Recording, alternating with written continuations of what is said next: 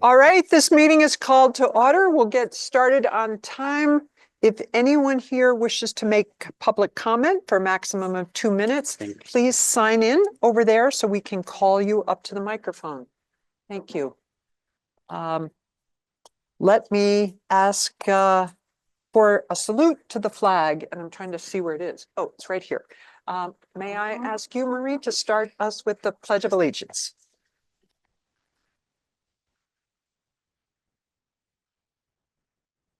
I pledge allegiance to the flag of the United States of America and to the republic for which it stands, one nation, under God, indivisible, with liberty and justice for all.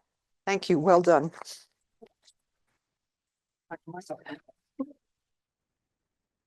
All right, we will immediately go into roll call. Hello. Trustee Jacks, will you announce your name? Thank you, Chair. Trustee Jacks, present. Trustee Rodriguez, present. Trustee Ruff, Vice Chair Ruff, present. Chair Silver, present. And at this time, we'll record that Leah Mosier is not here as our. I'm sorry. Our trustee Mosier is not here. Perhaps she will arrive later. We'll now move into public comment, 2-minute time limit per person. I do not have the sign-in sheet for public comment. If I could have that, we'll begin by calling people, and if you would step up to the podium by name. Thank you. Thanks. All right, the first individual is Louise Souffron.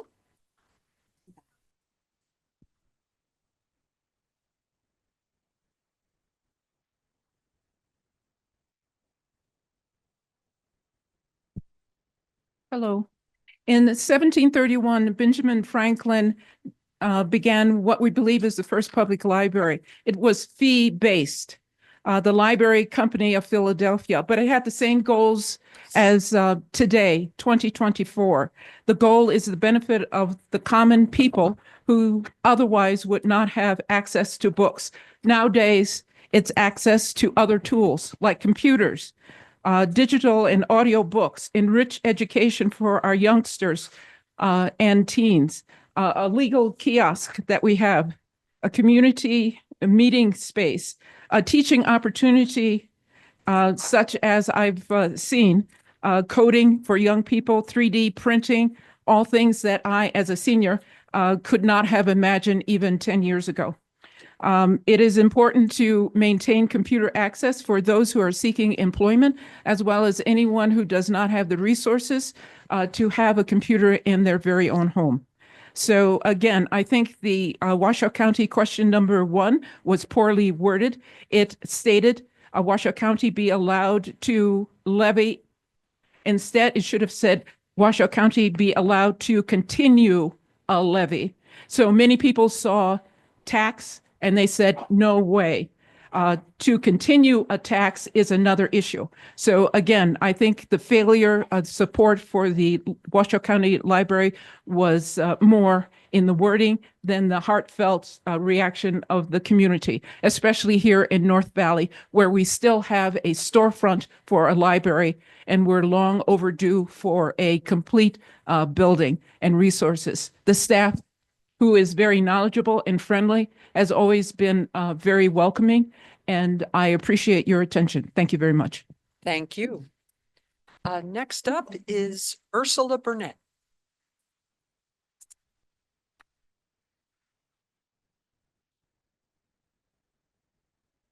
Ursula Burnett for the record, please.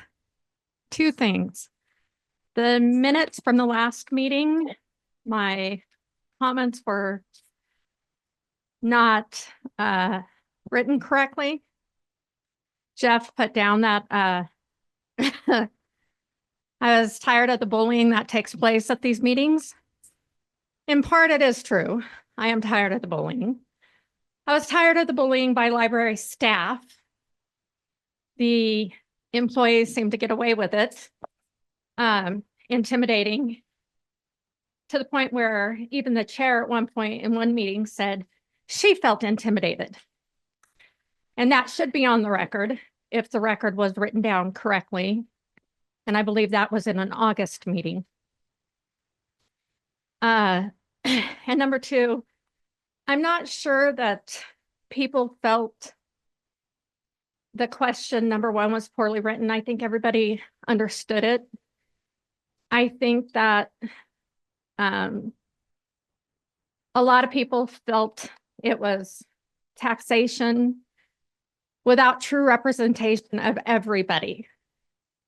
Not everybody feels represented, sorry, by here in the library.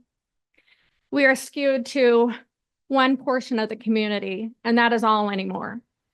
And we don't take into account that there are people that don't always look, feel, and believe the same way we do. I don't care what you do. I don't care what you think. I don't care. I really don't. I mean, I love you how you are. And I feel we should all be represented the same. We're not. And that starts at the head of this place. That starts with Jeff. Jeff has designed it to where people are not welcomed here. Thank you for your comments.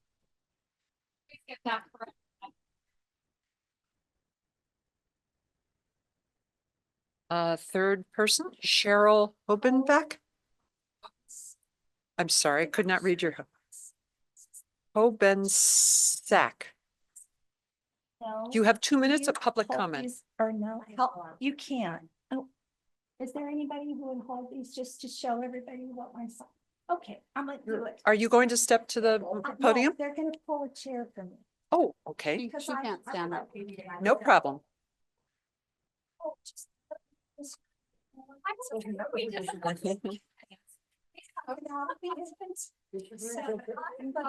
This is American still, right? Like, that's okay. You didn't hate on me when I was up there. I ain't gonna hate on you. So. Okay, Cheryl, if you can Okay, make it to the chair, that's all right. Who do you want me to face?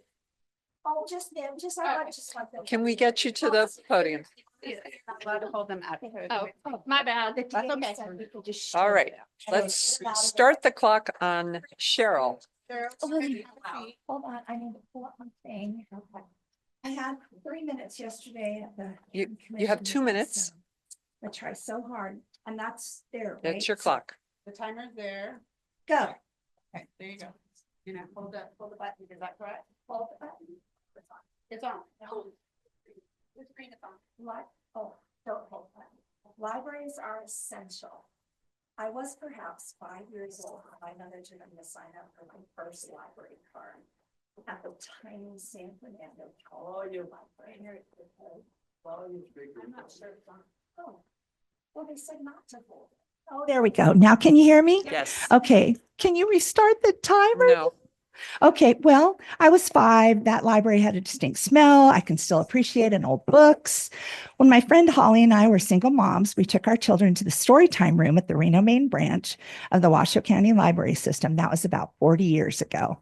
And our kids, of course, I'm shaking, so it went away. Not shaking because I'm nervous, but shaking because I have an essential tremor. That was about 40 years ago. We discovered authors like Dawn and Audrey Wood and Dawn and Audrey Wood. I'm going to try to say it without crying through these books, okay? Dawn and Audrey Wood are King Bidgood's in the bathtub and he won't get out. Oh, who knows what to do? And the Big Hungry Bear and the Strawberry and Moon Flute and so many others by Dawn and Audrey. He's the author. She's the illustrator. Oh, 37 seconds. And Mem Fox's Wilfred Gordon McDonald Partridge, but she's also written a book called Reading Magic that teaches mamas how to teach their kids how to read. So that's huge, right? It is my belief that anyway, blah, blah, blah. I heard a quote recently by one of your trustees, all I want for Christmas is for the library bond not to pass. And I hope that's not true. If that is true, and knowing I am only one representing literally thousands of library and library users, why would anyone say such a thing? I would love to ask that question. That's really, thank you. Thank you. No, we don't respond to public comment, but we note it. Thank you. Thank you very much for your time.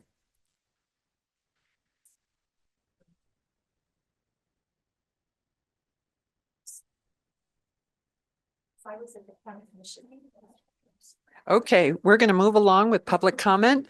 Next is Willie Poocher.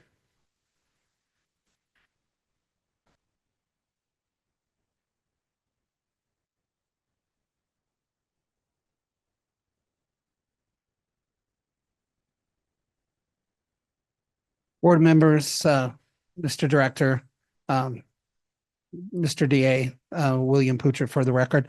I wanted to say on a positive note, I really enjoyed the local author expo that you guys had at the downtown library. And it was very enjoyable seeing Willie Vlotten speak too. He played his guitar. So the reason I believe that the bond did not pass, WC1, is because you've had a concerted effort all the way back to last year to, and it was pushed by the local Republican Party to call this a tax. It was not a tax. It was a lie. Perhaps the supporters could have done some better communication, but as the previous speaker said, you even have a trustee that made that quote that said, "All I want for Christmas is the bond to fail." And what will happen as a result is you're going to have cuts. Kids that come over here from North Valley's high school, they're probably going to have diminished hours. There's going to be a lot of collateral damage. And those of you opponents that come here and essentially want to defund the library and also intimidate and attack the staff, the blood will be on your hands. The blood will be on your hands. And I plan on telling people exactly who is to blame for these cuts by the lies, the innuendo, and the systematic ongoing attempt to destroy our library system. And it's sad. You're ruining it for everybody, including children and some of the people in our community that don't have access to computers, books, but that's what you want. Mr. Poocher, thank you very much. Next, Drew Rebar.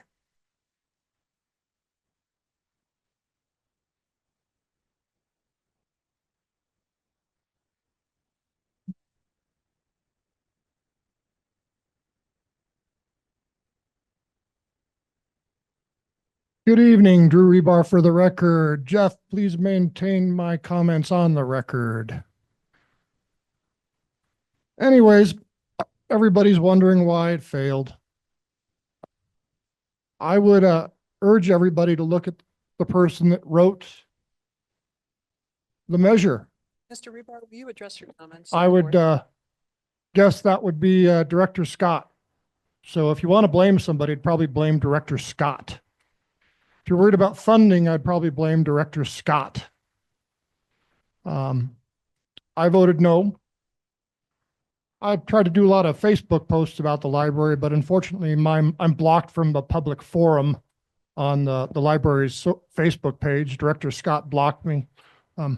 There's a federal lawsuit that I just filed for that today, among other things. I've been trespassed from the library property for a year. Filed a federal lawsuit. That's on there too. Who do you have to blame for this? Well, the guy in charge. You should probably get rid of him. He's made the libraries a very divisive place, not welcoming. That's why I've been kicked out. That's why there's some people in this audience that have been taken out of the library too. And if we're taking people out of the library because of speech, we have constitutional problems. We all have the right to speak. We should probably speak the truth, especially when we're publishing it, shouldn't we, Bert? Everybody should have the same rights, the same access to our publicly funded spaces, especially our libraries that are a traditional public forum. So my suggestion to everybody is go to the county council, petition them to fund the libraries. I would like the libraries to be funded, but now we have to have accountability. And that's what this was really about, was having accountability. Thank you, Drew Rebar. We have Gail Townsend up next. Could we have you not disrupt the meeting?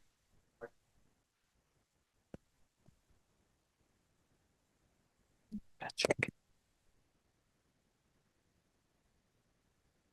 Mr. Rebar, could you refrain from making comments about people? That'd be much appreciated. Thank you. Go ahead. Hi, my name is Gail Townsend. I also object to the 2-minute public comment. County commissioners, school board, other boards have 3 minutes, so I would like that to be reinstated so that the library is consistent with other places in Washoe County. As to why WC1 did or didn't pass, I don't think it's an important question. Problem is libraries have to be funded going forward. How are we going to do that?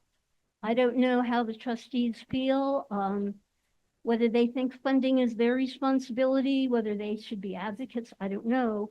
I think you ought to be. It's one of the reasons why your bylaws say you're supposed to be talking to our local politicians. Yesterday I was at the county commissions. I found this old magnet in my house when I was cleaning up. It's probably from the time when Spanish Springs first opened. And I forgot, but I was reminded by this that the library used to be open 7 days a week. On weekdays, it was open until 8 o'clock in the evening. So even though we are making recovery of library services, still have a long way to go. And WC1 failing means we all have to work harder to find funding for the library. And I know that there are going to be cuts. Unfortunately, a lot of the programs my grandson enjoys will probably be eliminated. Spanish Springs Library are telling me that probably the STEAM activities will go away, the robots and the Legos,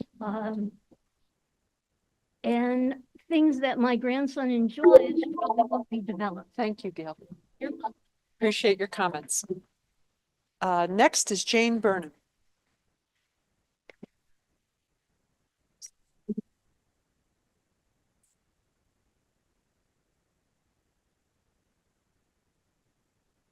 What are we supposed to do? It doesn't have to be for the record. I've been coming to this library since I moved to Tacoma from Tacoma to Reno in 1996.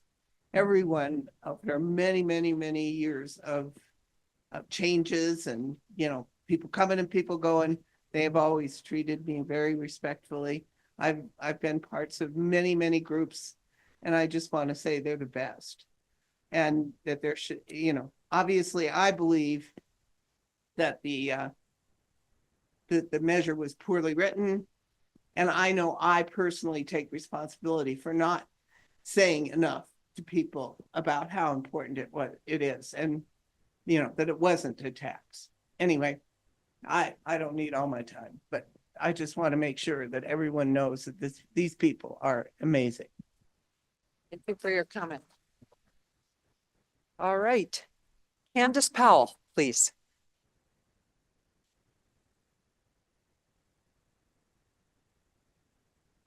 Hi there, Candace Powell for the record.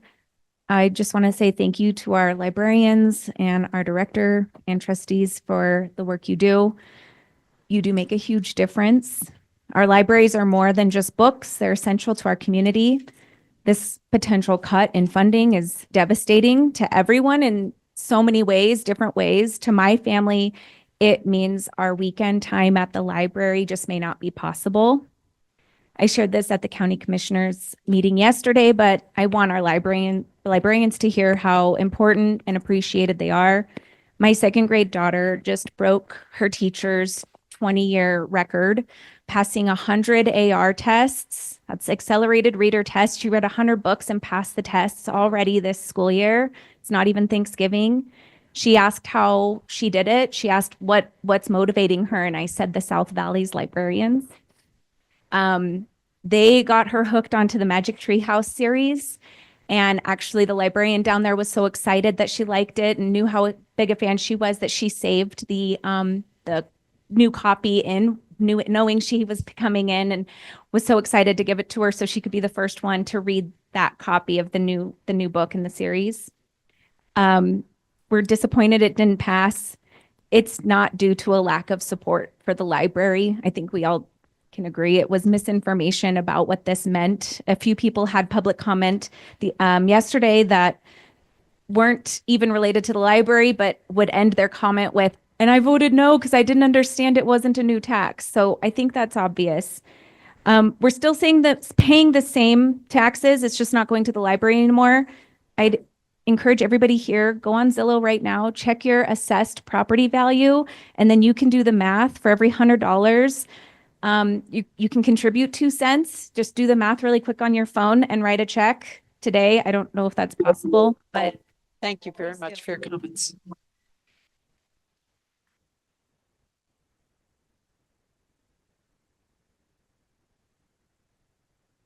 All right, we'll move on. Alana Fitzgerald, please.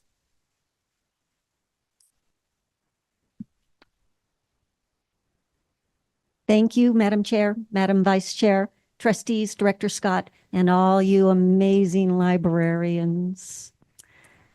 As a longtime resident, retired social worker, and library patron, I'm here this evening to witness the discussions and decisions about the agenda. I continue to hope that the drama and orchestrated chaos of the past couple of years are behind us, and you can work on meaningful change to challenges that face the library system.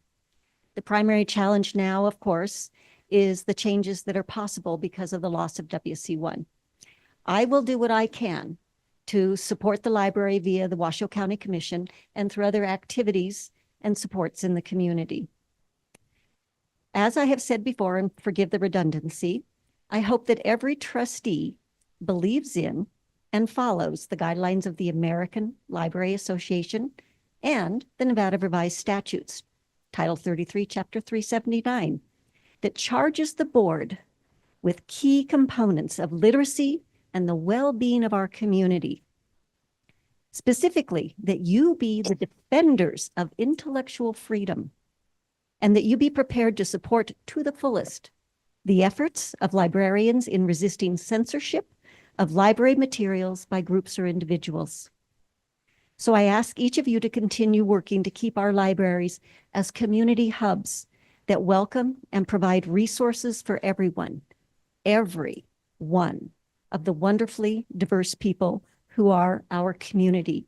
And I too have a check on my home's assessed value that I want to contribute. And if you would look at this and say, holy cow, didn't realize that's how little each home gives, and then maybe double or triple it. But consider doing this as well. Thank you. Thank you for your comments. Next up, we have Sandy Tibbet.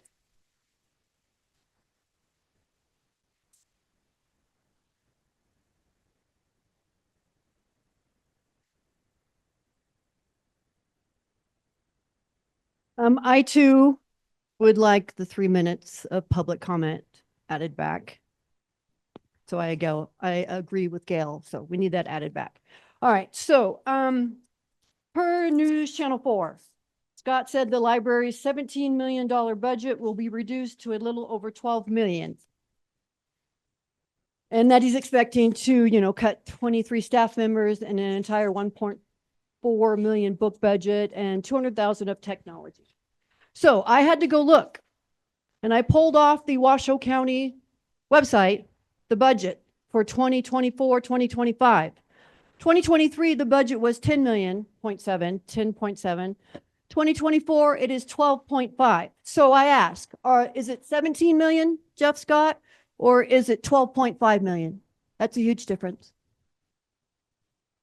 And I also want to point out that of the 12.5 million, 7.2 is salaries. That's it, salaries. That's not even including the benefits.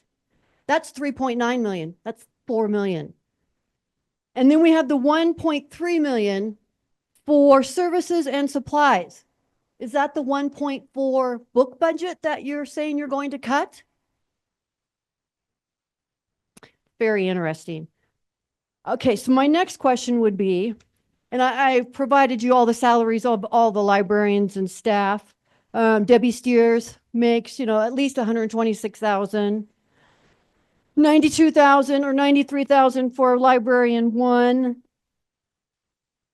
Librarian two, 112,000. And this is just salaries, guys. This is not benefits too. Library aid, 56,000. Holy smokes. We could save some money just by replacing Jeff Scott, Debbie Steers, and Stacy McKenzie. That's $456,000 we could save.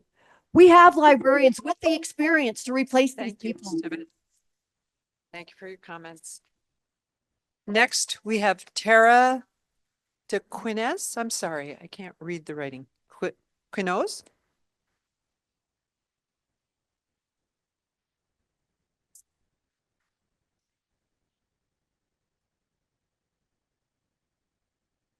I'm making my comment together with Kate.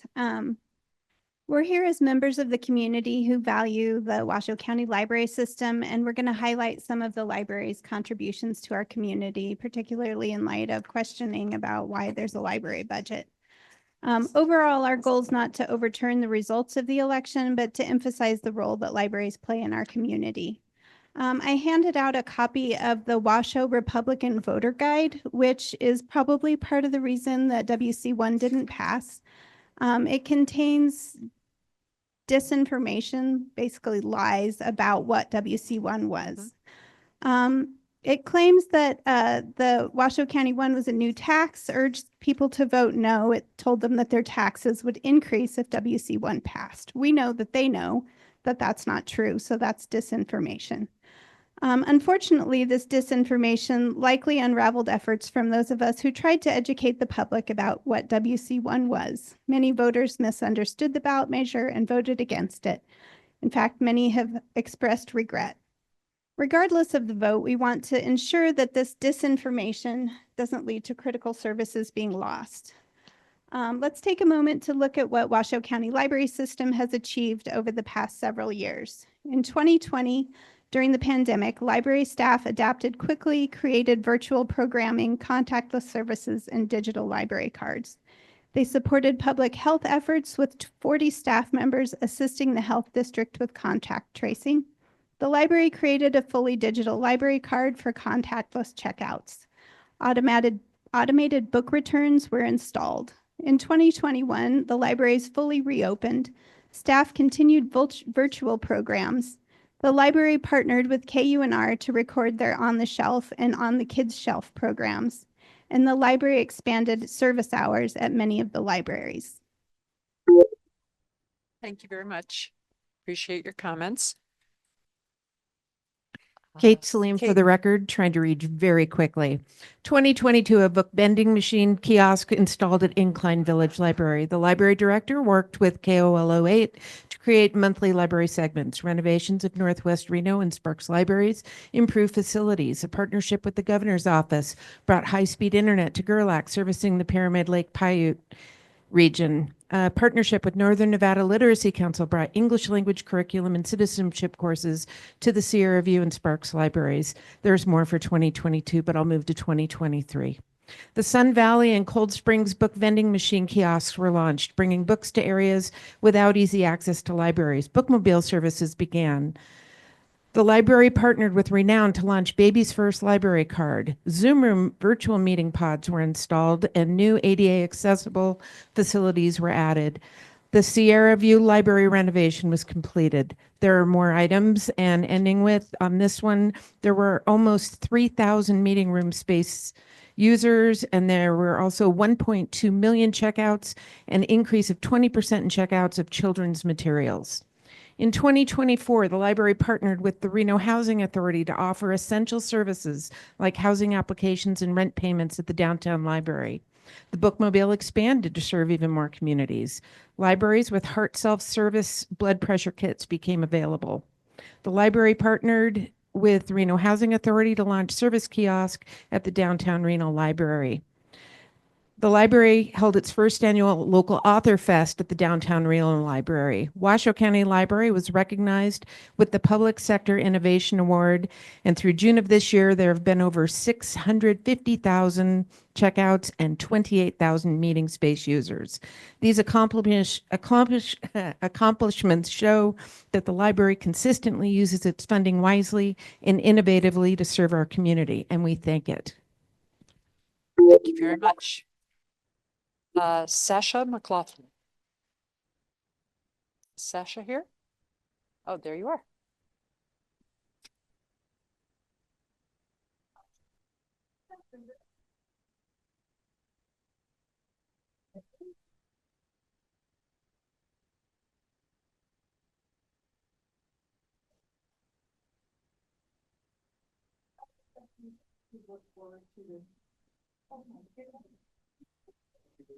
Thank you. I'm here to talk about the fiduciary duty of library trustees per NRS statute, our bylaws, and the Nevada State Library in this time where we're looking at losing a quarter of our budget. I just wanted to offer the following. Bylaw 3 of the Washoe County Library Board of Trustees states that trustees will be attentive to the needs and concerns of library patrons, volunteers, library staff, library admin, county staff, county commissioners, and the general public. Bylaw 6 states that they will work with the director, library staff, and community members and political leaders to plan for the future of the library system. And Bylaw 9 states that trustees of the Washoe County Library System will advocate for the library system within the community as in political organizations as appropriate. The Nevada Library Governance and Public Library Trustees page on the Nevada Library website also states that one of the main roles of trustees is to advocate for the library in the community. And hopefully you will all understand that that role is even more important now that a quarter of our budget is in just sort of up in the air. And I look forward to seeing what we can expect from y'all in the future. Thank you. Thank you for your comments. Next, we have Jackie Shelton.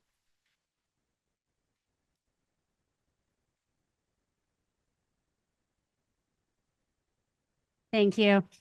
It's on.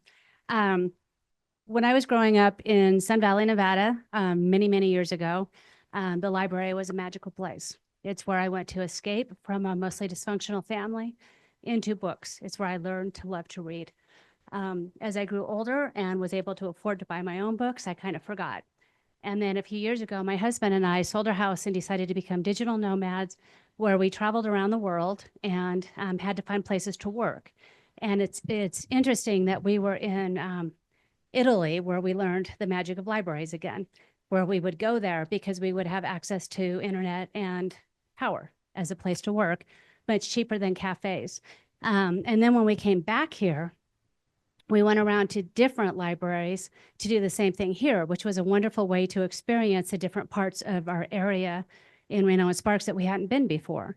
And that's where we got to watch parents introduce books to their children. We got to watch college students and high school students having a place to gather and to read. And I'm assuming doing a lot of what I was doing, escaping from maybe a home that wasn't that great. We watched people who just needed a place to sit down and that was warm, where they could plug in their phones. I guess intellectually I did, but experiencing all of those people using the library. And when I hear people say we don't need libraries anymore because we can download books, it's infuriating. And the one that struck me the most that stuck with me is downtown Reno Library. As a woman came in who needed help filling out a form online. She didn't know how to do it. And I watched as the librarian very patiently sat and walked her through the entire process to help her, apply for that job and presumably take the next step of her life. I was shocked that WC1 failed, shocked because it's so obvious. Since then, I found out why, and it makes me very sad, and I really hope the library gets your funding back. Thank you for your comments. Next, we have Nassim Jamnia.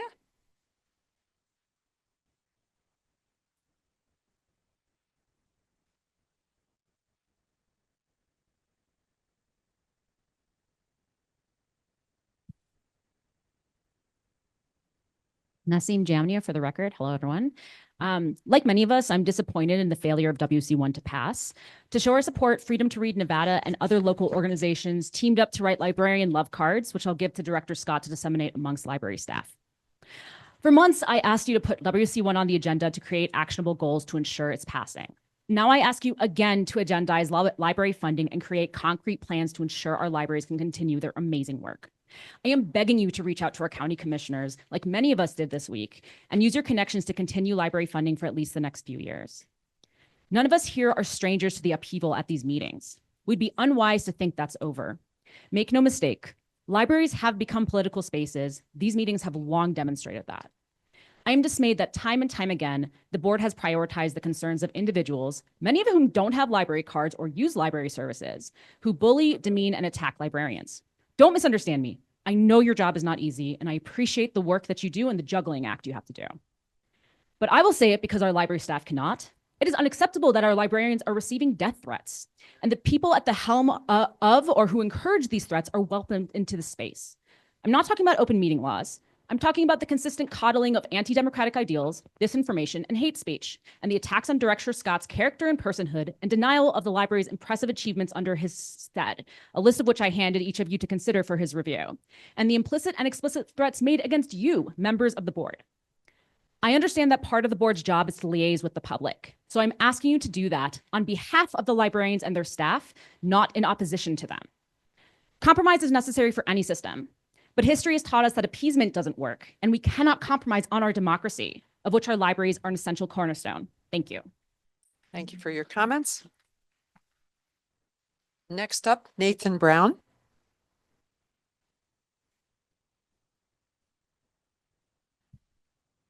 Hello? Oh, excellent. Thank you. Nathan Brown for the record. I feel the need to respond to certain comments made in the October 16th meeting. A speaker claimed that they were not advocating books be banned, but merely reshelved in an appropriate age-appropriate area. However, the speaker also claims that the phrase book banning is a lie and misrepresentation. But the very last speaker in that same meeting outright advocated for the banning of books, used challenge requests to try to remove, not reshelve, remove LGBTQ books from our libraries. So yes, actually, when we, members of the LGBTQ community, raise the alarm that our books are being banned, that's not hyperbole. That's the truth. Second, two speakers at the end of the October 16th public comments alleged a conspiracy to promote an LGBT ideology and a trans agenda. This is hateful, disgusting, homophobic, and transphobic bigotry. The evidence for this conspiracy is the presence of diverse literature that treats everyone with equality. One of these speakers alleged Jeff Scott has, quote, cultivated an environment of hate, hostility, and lying. However, as my first 2 points have shown, it's Jeff Scott's critics who have lied about their intention to ban LGBT books via challenge requests. These same speakers are the ones creating the environment of hate and hostility by alleging that libraries promote smut, by calling library staff perverts, by, again, the death threats, which I'm so glad another person mentioned, and claiming that any tolerance of LGBTQ literature will lead to the, another quote, downfall of our culture and society. Finally, and most strangely, we've seen a lot of speakers here criticizing the library for all of the lovely social services that they provide. I want to thank our libraries for giving us those services and catching the people who would otherwise fall through the cracks. Thank you so much. Thank you for your comments. Next, we have John Wilson. Is Mr. Wilson here?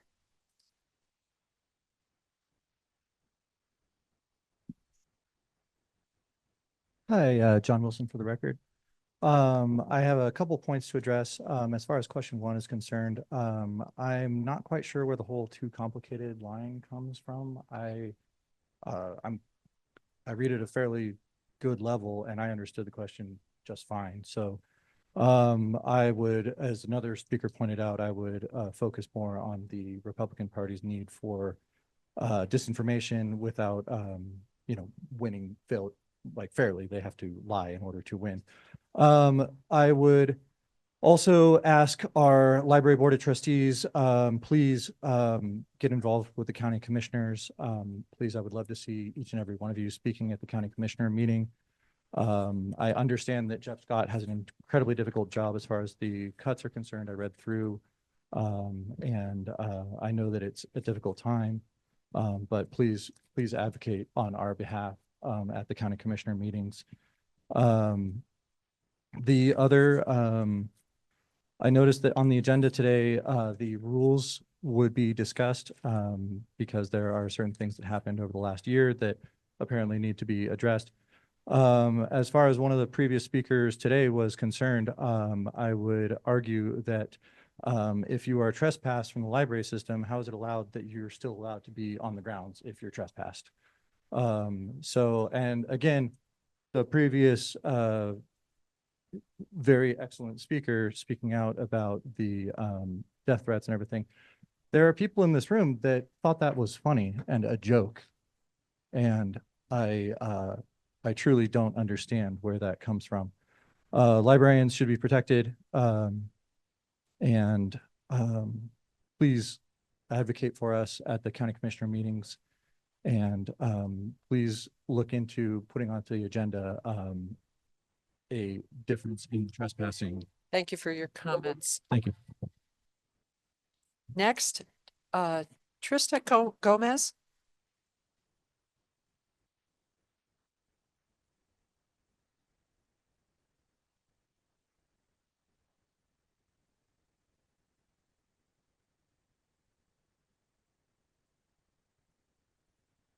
Good evening, Trista Gomez.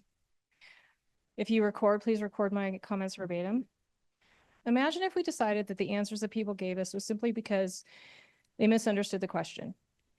For folks who didn't like the outcomes on number 3 or number 6, we just decided that they were too unintelligent to read and decide the question. Or imagine if we took people at their words and listened to uncomfortable and inconvenient feedback regarding their actual answers to the questions that were asked. My kids were well served by libraries. They read 10 to 15 traditional and classical canon books a year, and the libraries helped them with it every year when they had their school.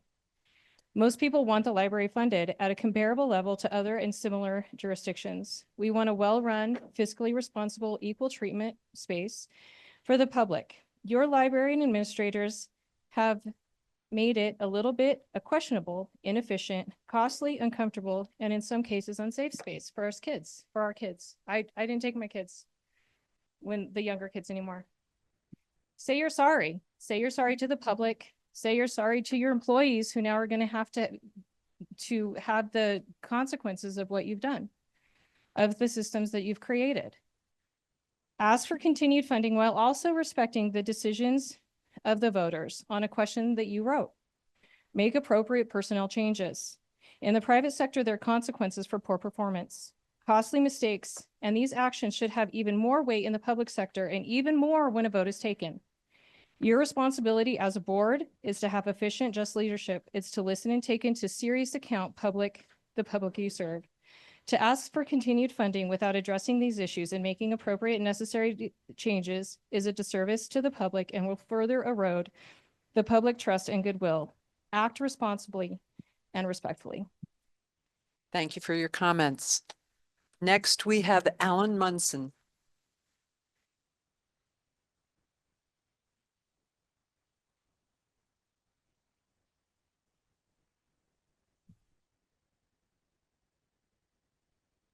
Alan Munson. You're on.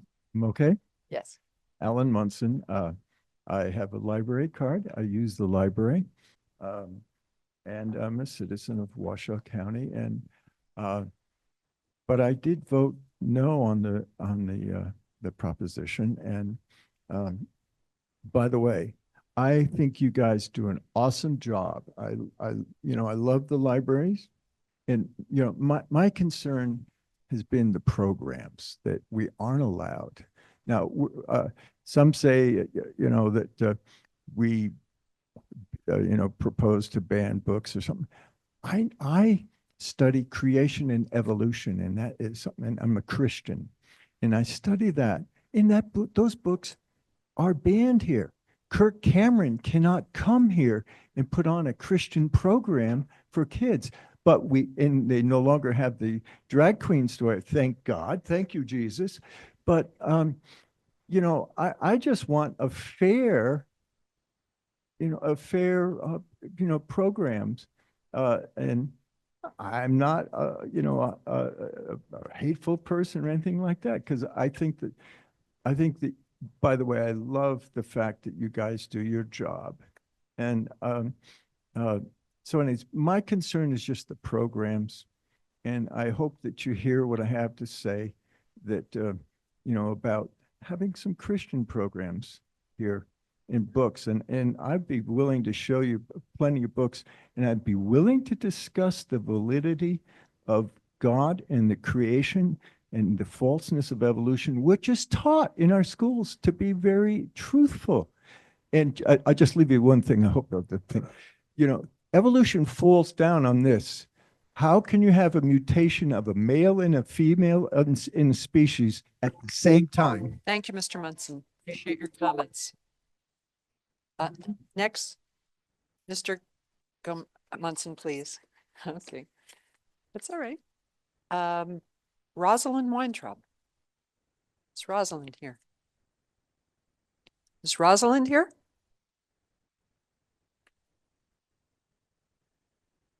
Oh, all right, no problem. You're here, but you do not wish for public comment. Is that correct? Okay, welcome to the microphone.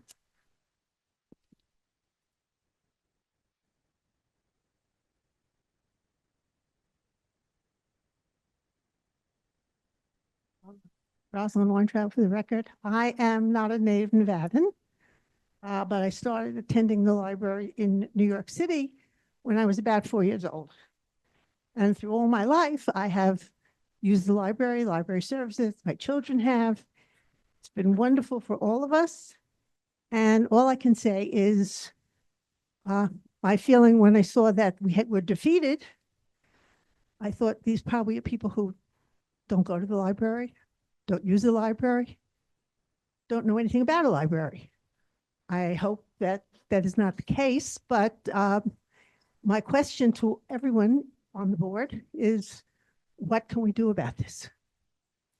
Hopefully something positive, and people can now become what they want to be, not what they're forced to be. Thank you for your comments. Next, we have Sam Tower.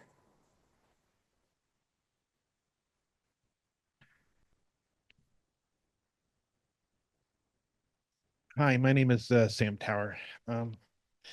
My dad was head of special ed over at UNR, and as such, I was practically raised at the library up there. And I'm very disappointed that WC1 didn't go through, because the best description for a library was given to me by the librarian there. And it was a place to learn and a place to read, a place to expand your mind or open your imagination. And clearly, that's a fading into a thing of the past.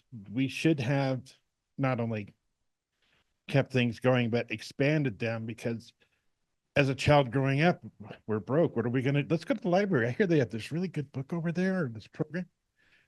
That doesn't happen enough anymore. Not near enough. This is for communities. This is for everybody.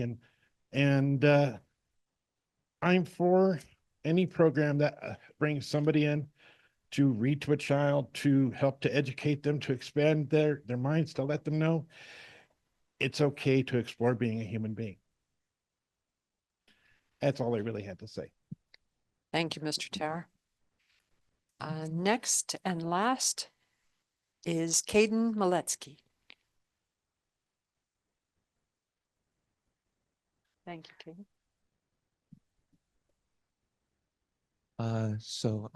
This is about the funding of the library, correct?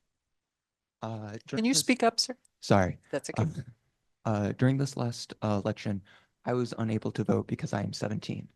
And so it really breaks my heart that the library will be severely defunded.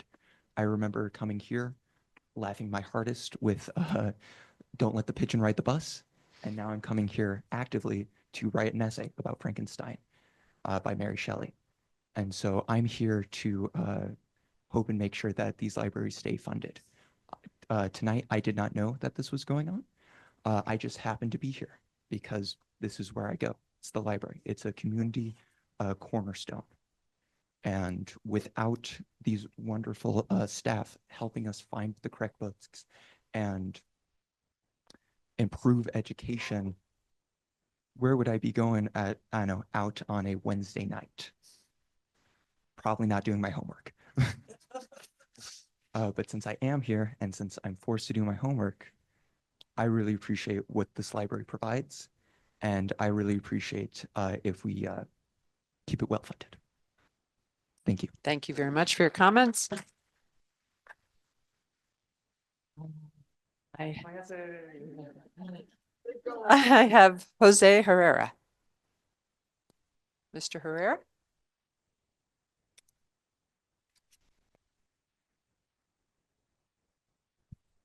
Thank you for the opportunity to speak. Just making sure, as a parent, where we have four children who are at home here in Nevada, this works for us as a public resource, that we're able to, again, get a lot of books, being able to get a lot of help from all of the personnel here to be able to help our education. Some of our kids are homeschooled, and part of this is a great resource for our family and for other families here in the area, especially in the North Valleys, that we're able to continue having the support of the public library. We rank statewide 46 within the country. This is not going to help in being able to improve our ranking in that. And we should be trying to, as much as possible, to create a community by not only having the resources for all of the children, but having a place that they can come, be able to explore whatever information that they would like to have access to without having to be forced to go to other parts of the city or dig deep in our pockets to be able to accommodate the educational goals that they're trying to attain. So any help that we could get from that would be greatly appreciated. Thank you for your comments. Is there anyone else who wishes to make public comment? I don't know who we have online. Okay. So we have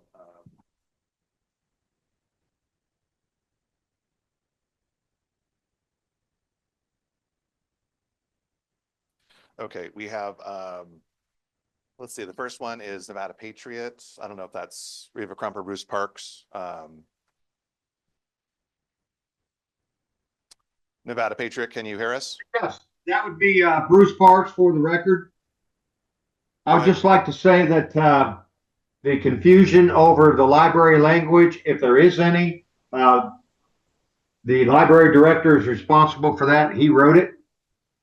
I'd also like to point out that I have every confidence that the county commissioners will continue to fund our libraries appropriately. The only thing that changes is now the library does not have a discretionary slush fund that they don't have to account for the spending of.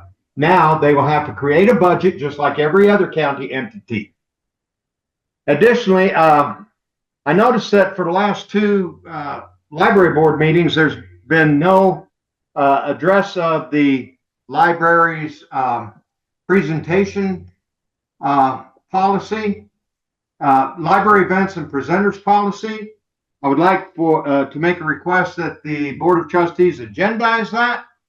As you may or may not be aware, that is still a object of contention.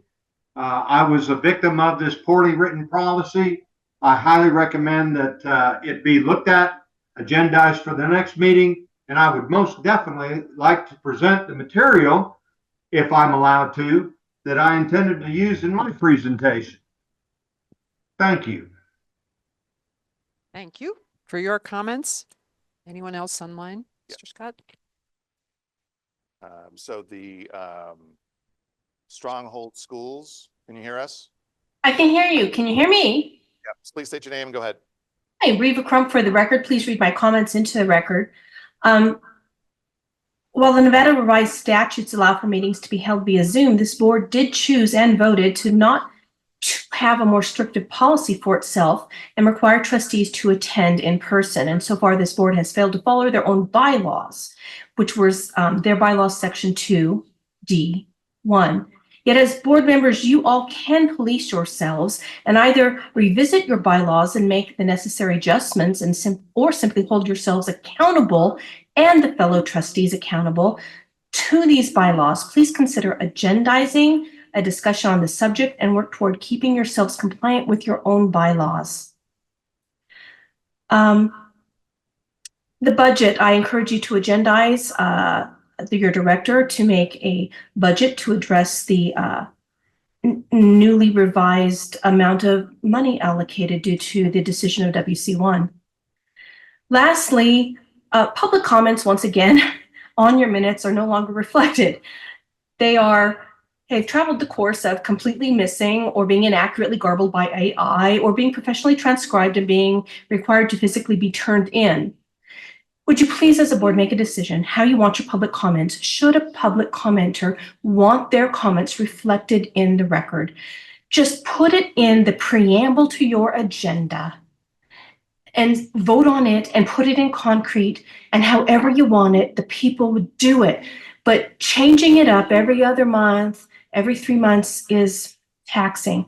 Lastly, why is the director getting a steady flow of messages hand delivered to him during this meeting? Because it's highly annoying and inappropriate. And if you could address that and have it stopped, I mean, either attend the meeting or don't. It's horrifically disrespectful. That's all I have to say. Thank you. Thank you for your comments.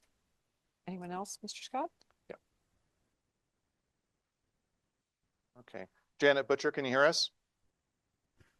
Yes, I can hear you. Can you hear me? Yeah, go and state your name and get started. Okay, thank you. Janet Butcher for the record. I wanted to comment about the WC1. A sunset, when something sunset, that means it ends. So it does begin. So it was not a continuation. It was actually a new initiative. It was put before the county commissioners whether to have it on the ballot or not. 3 of the commissioners chose yes. The people spoke. The people spoke not because they were maybe some were misunderstood, but a lot of people weren't. There was a petition that was put up on Nextdoor, but when people began to comment about why they chose to vote no, that petition was removed, or the link to it was removed because they didn't want people to hear the comments, like porn being watched in the on the computers. And one young lady was relegated to another area, but they did nothing to the person watching the porn. And as I hear people speaking about, oh, what about helping people with their resumes and finding jobs and stuff? There is a job services and it costs nothing. You can go in there and they will help you. They're lovely. They're wonderful. We have a social services department. And it is time for some accountability about where the money is spent. I believe in the last year and a half, 2 assistant, like the assistant to the communications person and the assistant to Your time has expired. Jeff, is there, We Mr. have- Scott? So let's see.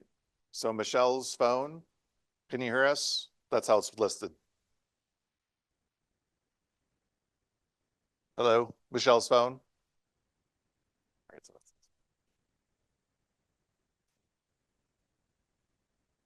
Okay. If you can't, you can email us if you can't hear us, or if you need to send something in later. So.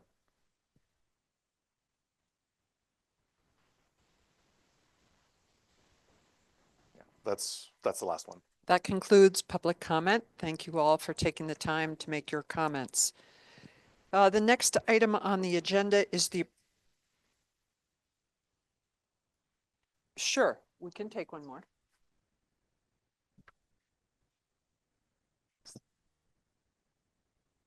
Helen Banson, please step up to the microphone.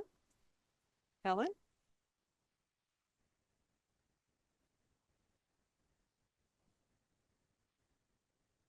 Is Helen here?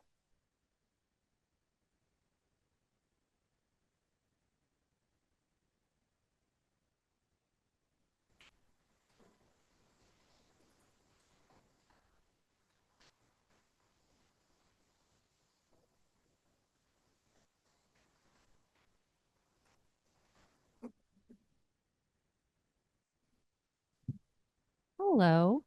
I'm sorry I'm running late. I came here from another library. So, good evening. My name is Helen Banson. I'm a staff member at the Spanish Springs Library. Oh.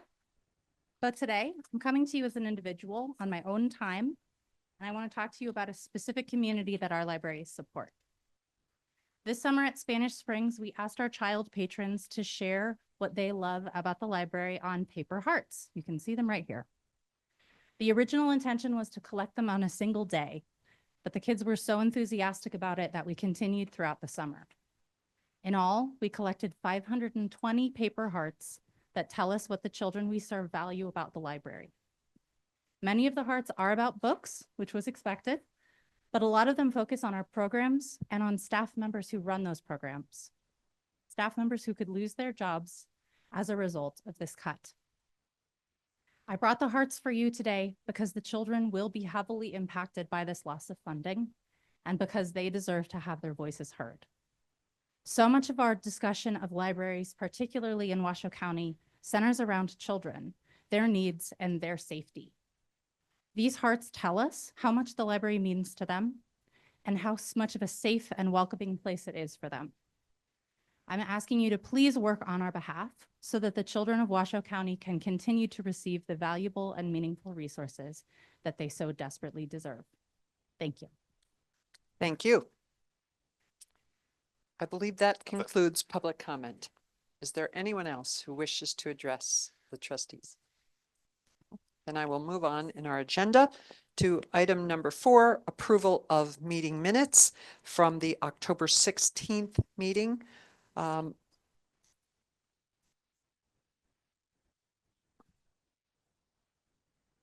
here. Approval of meeting minutes. I'm sorry. Number 3, you're right. Thank you, trustee. We are on item number 3, board comment limited to announcements, strategic plan activity, updates or issues proposed for future agendas and or workshops. Do I hear from any fellow trustee? Yes, trustee Ruff.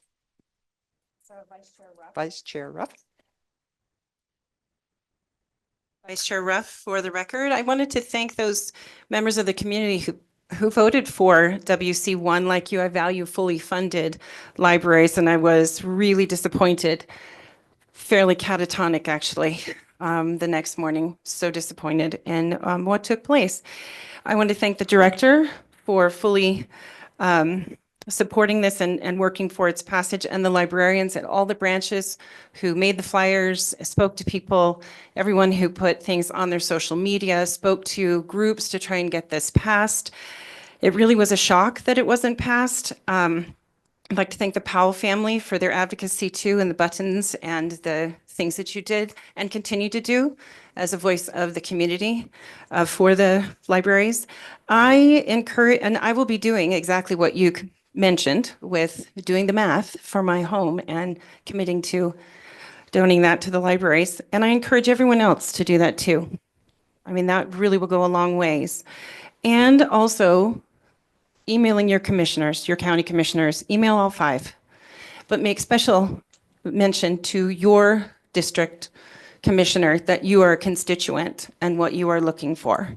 And it really does come down to those 5. So please have your voice heard by contacting them. Thank you, Vice Chair Ruff.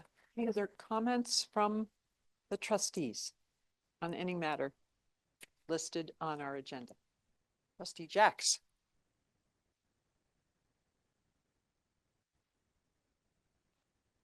Thank you, Madam Chair. For the record, Trustee Jacks. The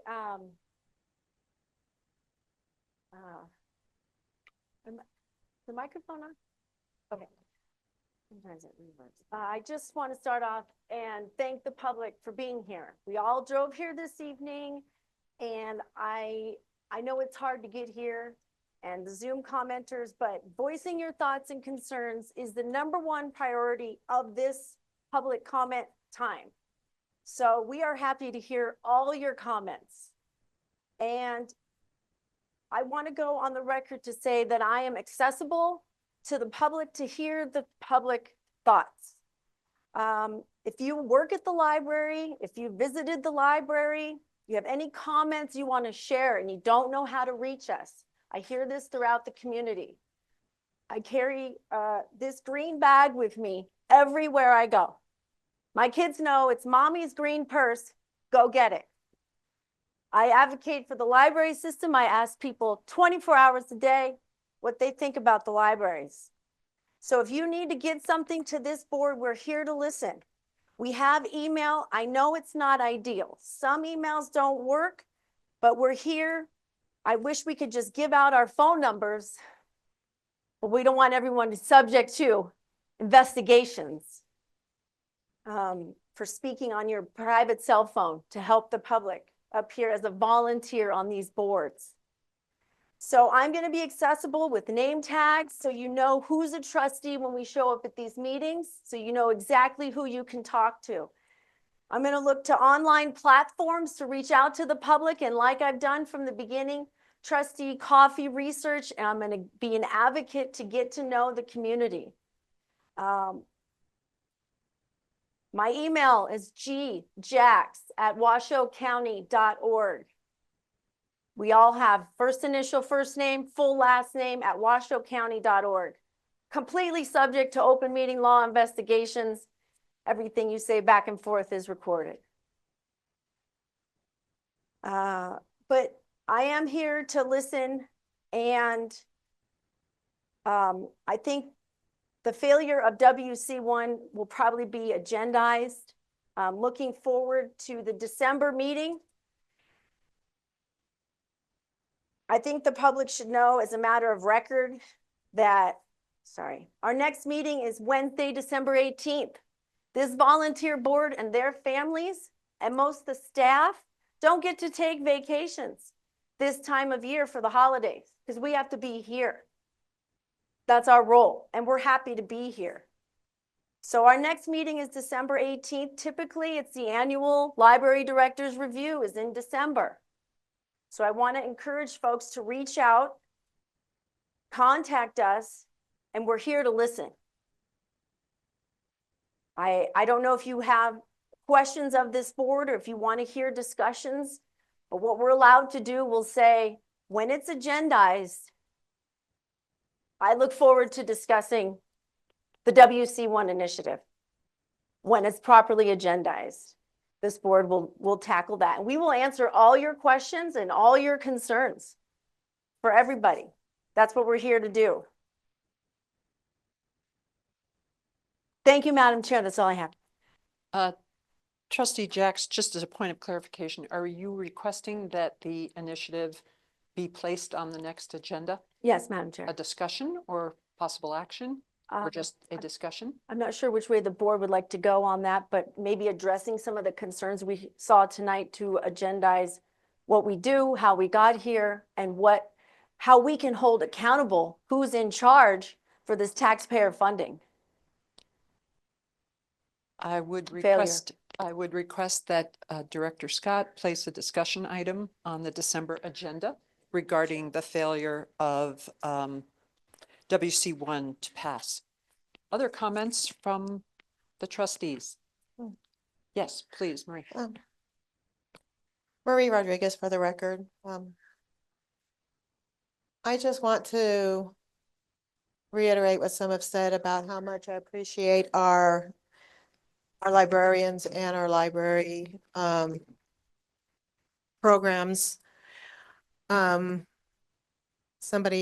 Several somebodies had mentioned the recent very first local author event that we had at the downtown library, which I was able to participate in being a local author. And it was fantastic to see how many children came to that event and had a really great time there. I personally, in my day job, refer many people in the community to the libraries for the access that they have when people are looking for resources. And I was very saddened by the not passing of WC1. And I just want to assure our librarians in the community that I will be trying to help find a way to make sure that our libraries do not suffer as far as hours and resources to the community, because we need these. We should be looking at ways to increase it, not to be diminishing it. Now that some of my commitments from earlier this year are behind me, I want to assure them that I will be visiting each and every one of the branches and talking to my librarians and reaching out to the commissioners. So I just want them assured that we do care, that we are here for you. I'm really sad that it didn't go as it should have because my family benefits from it. I see how our community needs it. They need to have the libraries. Thank you. Thank you, Trustee Rodriguez. I have my own comments. Just as a point of privilege, I don't know if the individual is here who handed me these books several meetings ago to complain that they were not contained in our library collection. They are, in fact. I don't know the individual's name, but if he's here, he should reclaim them and know that they are in the library collection. He indicated they were not and should be, but they are. Secondly, I think most of us made every effort we could as trustees to see the passing of the WC1 initiative. I know myself, I attended 3 press conferences, spoke out twice to the press, and encouraged anybody I knew to do so. We live in a society where the majority rules, and we understand that it failed. We are each obligated to support the library in any manner or way in which we see fit. And I'm sure none of you who claim we have not or think we have not contacted the commissioners, please note that we have. Under open meeting law, we are not permitted to discuss and manifest conversations with each other. So some of us don't know what each of us have done. But please note that your library board trustees are active in support of libraries, the librarians, the professional services and services, comprehensive services that are available at every library. And regardless of the differences that I've experienced over my term as chair and prior to that, and prior to Chair Jack's term, this is a place for public discourse. It is a place where we want to hear from everyone. As Trustee Jack said, no comment is prohibited, and we encourage anyone who wants to say something, including a crying baby, to get up to the podium, sign in when you come in so that we make sure to acknowledge you for public comment, and we appreciate all the points of view. I do want to say that tonight I appreciate the civil conduct of this meeting. That has not always been the case. And it's refreshing, and it shows that as citizens of this community, we may disagree, we may have different points of view on any number of matters, but that we are trying very hard on this side of the table to maintain decorum, to allow for public comment and board discussion on any number of issues that are agendized. I also want to recognize that Trustee Mosier arrived. Thank you for being here. And to the comment made that we are required to be here, we never voted that we are required to be here. Obviously, as chair, I do everything to ensure that all of us are present. I myself missed a meeting when my husband was having open heart surgery, and I chose to be by his side rather than at a library board meeting. I know that Vice Chair Ruff had a vacation out of the country that had been planned prior to her being named to this board. And we all juggle our work life, personal life, to do whatever we can to ensure we're at this table listening to all of you. So the suggestion that any of us would like to just stay home and not participate is not accurate and I consider insulting. Everyone has a life and sometimes life gets in the way of our civic responsibilities. So in the case of absences on the part of trustees, it is not intentional, nor do we prohibit someone attending by Zoom. If Zoom had been available to me in the ICU, it was not, but I would have joined the meeting. But some of us face some limitations, but please know that we're committed to attending and committed to hearing all of you. All right, hearing no other comments, Ms. Trustee Mosier? I just wanted to say thank you again to our libraries for all the work you've done. I know that this was a huge effort and it really would have taken a village for this to pass. I just wanted to say, I use the libraries personally. I knocked on over 10,000 doors to get WC1 passed. That's out of 500,000, not enough. I have 5 kids at home. We use the libraries. It's very important to us. But I have to say, we have been talking about this since April 2022. It's not new to the board and it's not new to the librarians. And so I hope in the next discussion that we have in December, we can review and see where we went wrong in providing the adequate education for this to pass. Thank you, Trustee Mosier. Any other comments during the board comment period? Hearing none, I will move on to the approval of meeting minutes from the October 16th, 2024 meeting. Has everyone had a chance to review those minutes? Any comments from the board? Yes, thank you, Madam Chair. For the record, Trustee Jacks, just spelling, seems like the names still get spelled wrong throughout, last names on occasion, mine mainly.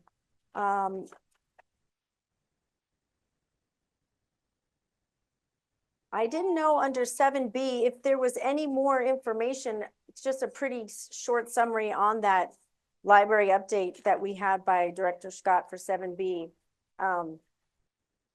Yeah, not a lot of information there. I was just making sure if there was any other comments that were given at that time.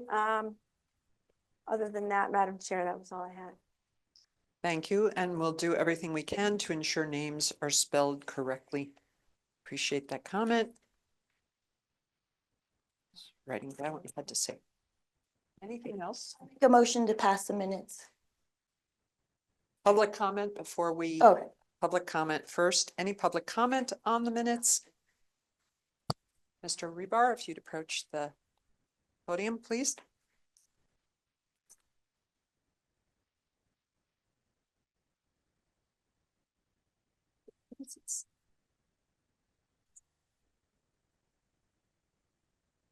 Drew Rebar for the record, please maintain my statements on the record. Generally, I'm pretty certain I asked for my statements to be maintained on the record last time, but they're not on the record. A synopsis of not really the substance of what I said is there. It's just a few words, and I had 2 minutes, and I should have 2 minutes worth of my statement on the record. Ms. Burnett also came up and said something about being on the record, and her statement wasn't really on the record either, because her statement was about Director Scott running into her physically and pushing on her when she was injured. But he just wrote that she was upset about bullying. I guess he's the bully. Anyways, I don't think the record should be, I think the record should be correct with the intent and the words that were actually there as opposed to whitewashed. Thank you. Thank you, Mr. Rebar. Are there other public comments on the minutes from October 16th? If not, we have a motion on the floor. One online. I'm sorry. Please. So I think it's Reva Crump. Reva, you can go ahead. Hi, Reva Crump. What I want to say about the public comment on the last minutes that I looked at,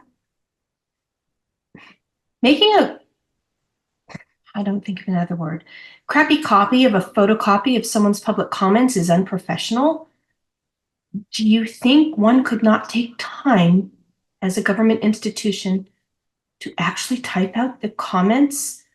It's just shoddy. And y'all have to find a better policy of how this is done. I'm sorry for hammering you on that. Thank you. That's all I had to say. Thank you. Please approach the podium if you would. State your name. Okay. Is it on? Okay. Ursula Burnett for the record. Again, my comments were not what I said. It was, as the last person stated, kind of shoddy, lazy, extremely lazy, like a partial sentence, maybe. I was tired, fed up with bullying at the meetings, partially true, again, but not totally. My comment was about Jeff running into me when I was on crutches at the August meeting, and that wasn't even in there. But again, when people make comments, it should be in there, the whole thing, not just one sentence as Jeff sees fit or whoever's writing it sees fit, because it is lazy. I know secretaries that get paid minimum wage that can do a much better job of transcribing. So give them a shot. I don't know. Find somebody who can do it. Thank you. Any other public comments regarding the minutes of the October 16th meeting? Briefly, Kate Salim, there is a significant difference between minutes and transcription. And I'm very grateful that our library has the full video available on YouTube, and it's attached to each month's agenda. And so for full content of what exactly happened at the last meeting, that is available. Minutes are just very brief descriptions of what occurred in a meeting. Thank you. Thank you. Any other commentary on the October 16th minutes? We have a motion to approve on the floor and call for a second. I'll second the motion. All those in favor of leaving the minutes as is, with the exception of correcting any typographical errors on names. I do appreciate the distinction between minutes and transcription. We do not have a legal transcriber, and we have indicated to the public previously in our board meetings that if there is something you want attached to the minutes that you have created and dropped off, mailed in, or can scan and email to Mr. Scott, they will be attached to the minutes. All right. Seeing that we have a motion that I have asked all those in favor of approving the minutes, correcting the spelling of names as requested by Trustee Jacks, do I have a vote? All those in favor? Aye. Passes. Thank you. Old business, I see none, and it is a non-action item, so we will move on to item number 6, new business. The first item, 6A, is review and approve library meeting room policy, and this is for possible action. I would like to note at this time that I've asked Director Scott to add the presentation policy to our next board agenda. Right now, we are discussing the library meeting room policy, which the board has in front of them, and I'd like to know if anyone has any comments.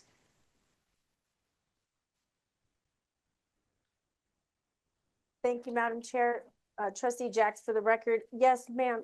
Looking on page 1 of the meeting room policy under item 1, what is the hold harmless indemnification insurance agreement? And how is that working in? Is this, it's red because we're adding it. It's not a link to something. So what is this identifying? Is it something that the public should know, or is that something we provide under item 1, page 1? Trustee Jacks, I want to make sure I understood what you said. Item number 1, Policy? I- Yeah, okay. the contact for booking the Yeah, meeting. right here, the red verbiage. I got it. Hold Okay. harmless indemnification insurance agreement and able to legally verify their age. Yeah. Director Scott, can you provide a- some explanation? That's something that someone fills out when they make the room reservation that they agree to. So if you're to make a room reservation that has that in full, that you're agreeing to the terms. And is that a particular form that someone completes by signing their name? Yeah, once they click the box and they agree to it, and that's all spelled out when they make a room reservation. Is someone required to prove they have insurance? I'd have to look to see with that. Because I think this is probably a question for Corinne Dickman since she put the policy together. So I'll have her come up. Oh, fantastic. Thank you. Corinne Dickman, I'm the managing librarian at Sparks and Senior Center Libraries, and I'm also the chair of the Policy Review Service Team. Policy Review Service Team's goal is to make sure that policies are reviewed. They meet a timeline to get through so that everybody gets a chance to revision before they come to the board. I had a conversation with the county risk manager, and when you look at the meeting room policy a little bit later, it'll say that as needed, insurance may be requested based on what's happening with the group. But this is one form to hold the county harmless and the library harmless for using our meeting rooms. Would you be so Thank kind? you. I'm sorry, would you be so kind as to give me an example of whom might be required versus who might not be when booking a meeting room? If you want to use our meeting room to teach karate, you probably will need to have insurance. If you want to have a workshop training skills, you probably will not be required. The way it's worded in number, sorry, 10. Yours has number 13. When Okay. it's cleaned up, it'll be different numbers. All right. Activities that create a substantial risk of damage to or destruction of library property or create substantial risk of bodily injury are prohibited in the library. But above that, sorry, Yeah. Oh, yeah. It is 10. It's on 10. Okay, groups may be required to provide proof of adequate liability insurance coverage. Right. It used to say that if you had a meeting that had more than 106 people in it, you had to provide liability insurance. The county risk manager, none of our rooms really go past 106, so it was kind of a moot point. But if they're bringing exotic animals in as part of a program or as part of a meeting room and it complies with our other policies, we may request that they provide adequate liability insurance for their meeting. Wow. That seems, I'm sorry, Madam Chair, a follow-up question. That seems difficult that's costly to put a rider in place for an insurance to use a room to that group. No, to get an insurance policy in place, anybody got the insurance? Yeah, thank you, Trustee Rodriguez. As mentioned before, I am a published author and sometimes I have a book booth at different events and I'm required to get insurance for that day. Okay. And it's very inexpensive and you can easily go through your own agent. Okay, but there is a fee. It would be a cost to that user. And sorry, follow-up question for Corinne possibly. Which groups, it just says groups may be required. So it's really not, it could be arbitrary if somebody didn't want to be transparent to say which groups, obviously you guys are going to pick the groups. But other than that, I just wanted to clarify, sorry, just to go back, the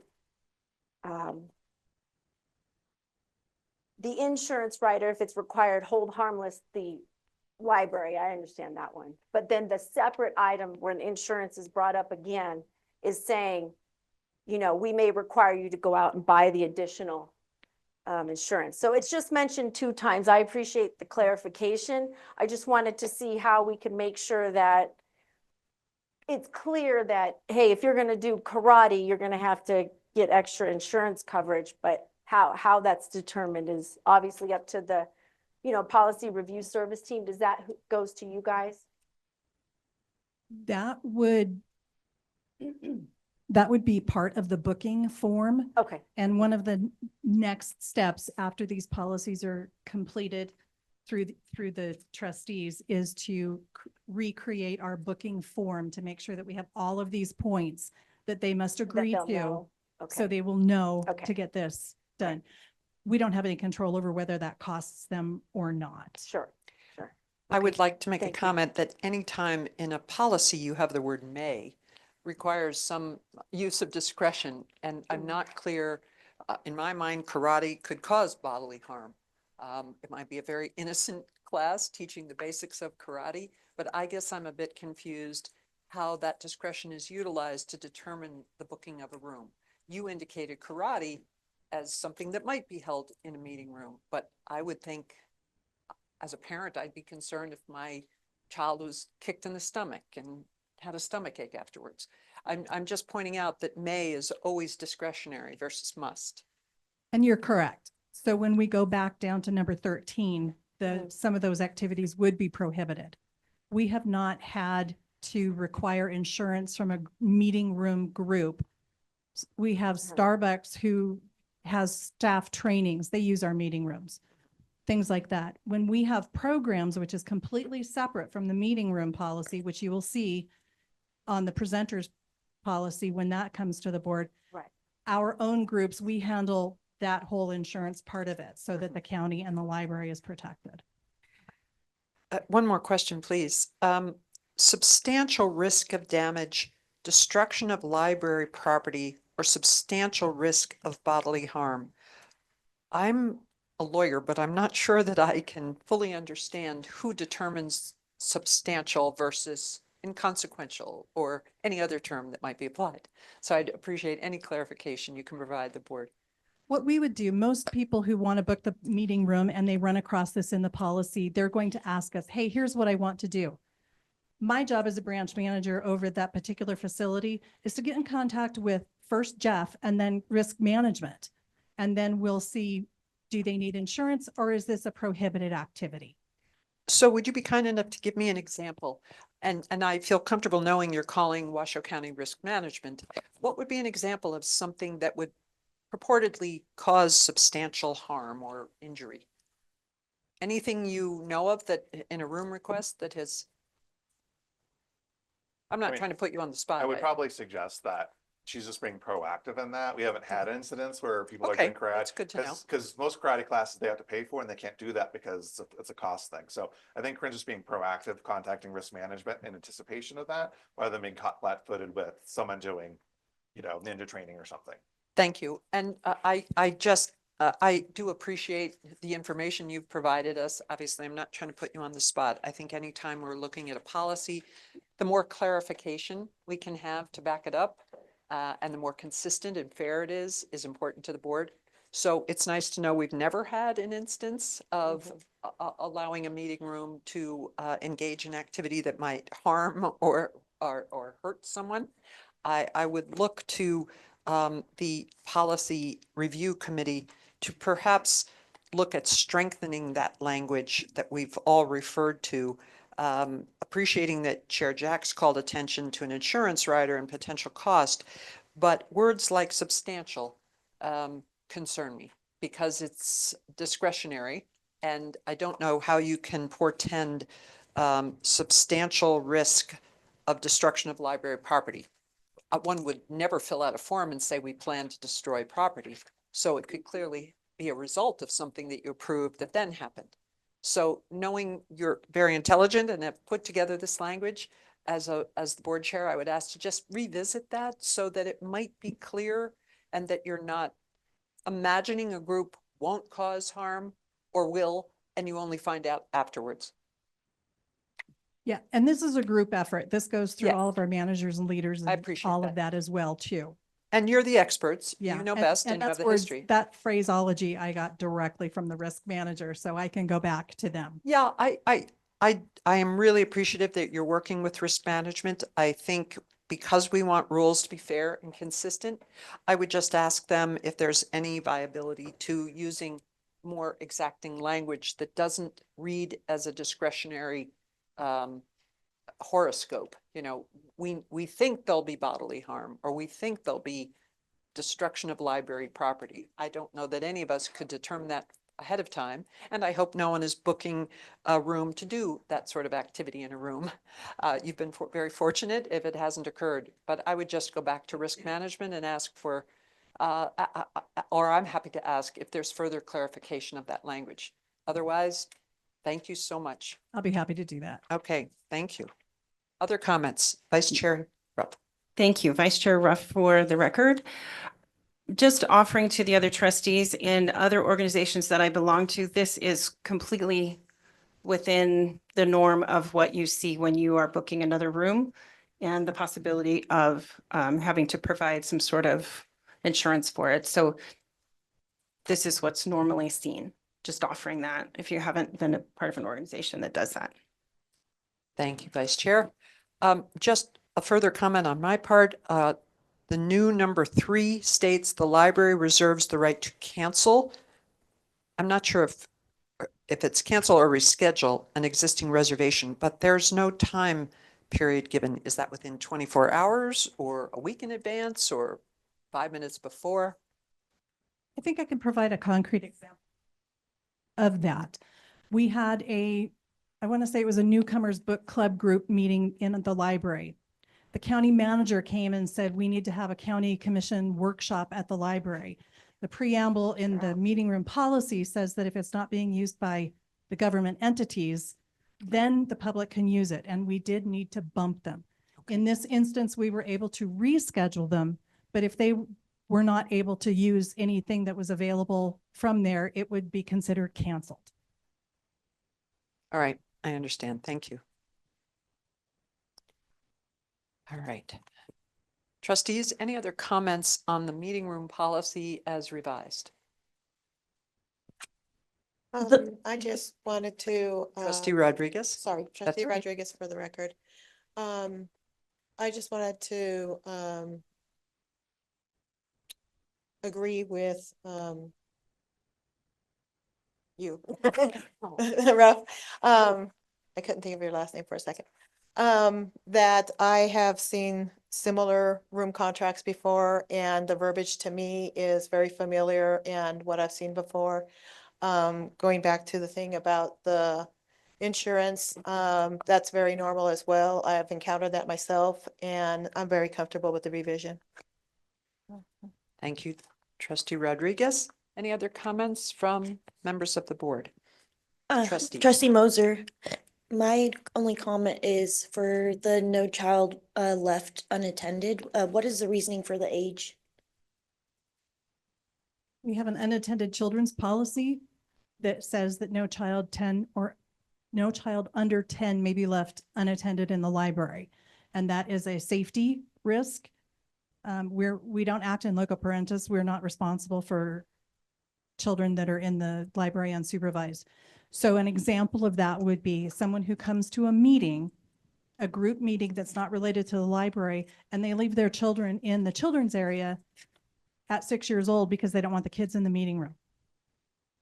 That's mostly what that's about. Is the question as to age 10 or an unattended child? Trustee Mosier.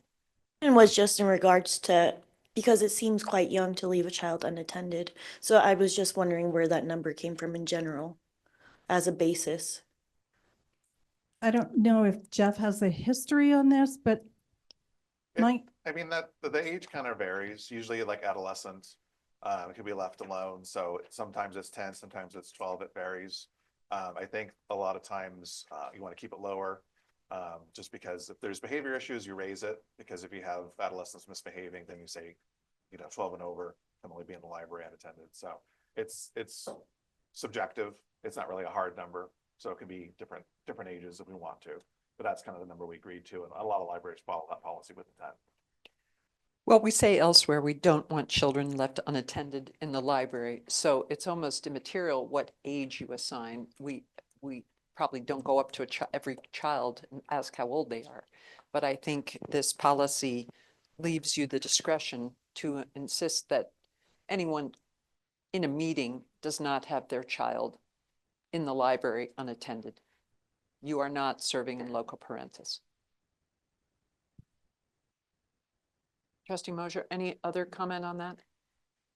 I have one other question. Let me just find it. Oh, I know. It was the statement where it says, meeting room users may not obscure visibility into or entrance to the meeting room. Does that mean the door may not be closed? The door can be closed. Every library has a little bit different Yeah. facility for meeting rooms. We have curtains when we do movie programs, so we can draw the curtains. Mhm. What we don't want to have happen is that all meetings have to be free and open to the public. And when you draw the curtains and lock the doors, it makes it no longer free and open to the public. And so by being able to see what's going on in the room, we also can just keep an eye on what's going on in there, and the public feels like they can come into a free and open meeting. So doors should not be closed. Sometimes based on the volume, doors should be closed, but not locked. All right. Okay. I'm assuming we all assume that means closed but not locked. Board is satisfied with that language?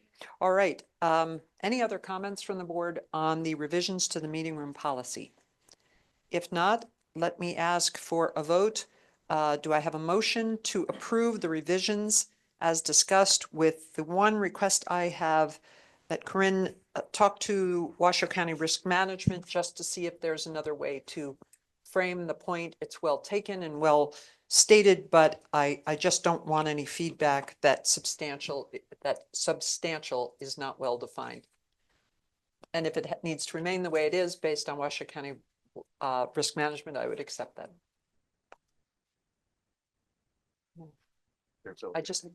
I know, are you clear on that? Okay, thank you. Now we will entertain public comment on the meeting room policy. Is there anyone who would like to address the meeting room policy in public comment? Thank you, Corinne. And we have 3 people We online. have 3 people online. All right. So hard for me to know. Okay, Reva Crum, is it Reva Crum? Go ahead and do your public comment. Hi, Reva Crump, please read my comments into the minutes.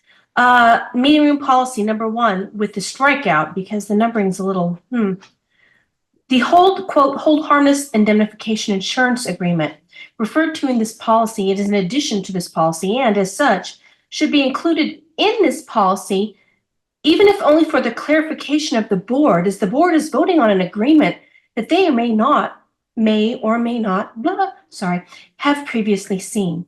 How can one vote on an agreement one has not seen? Number 10 in this meeting room policy.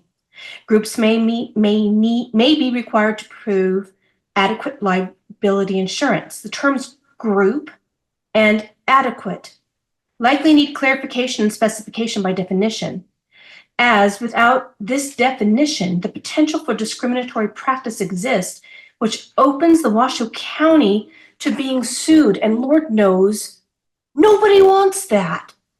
So clarification is strongly recommended. That's all I have to say. Thank you. Thank you for your comments. We have 2 more online comments. Bruce Parks, go ahead and do your comment.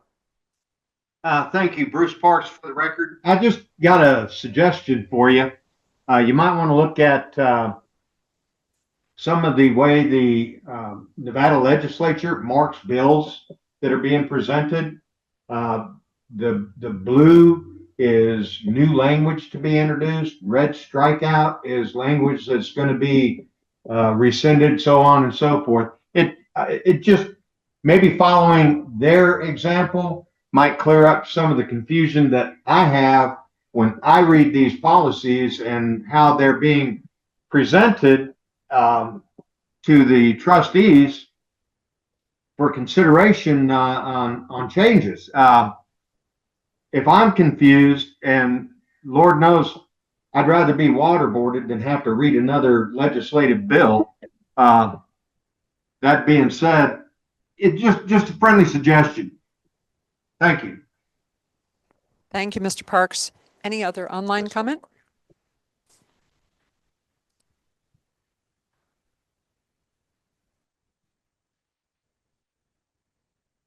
That's a, sorry, hang on.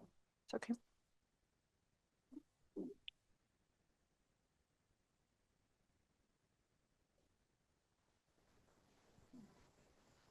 Okay. It's gonna take a minute for the next one, Valerie Pianaka, so. Told me just using an old version of Zoom is why I have to make a change, so hopefully that works.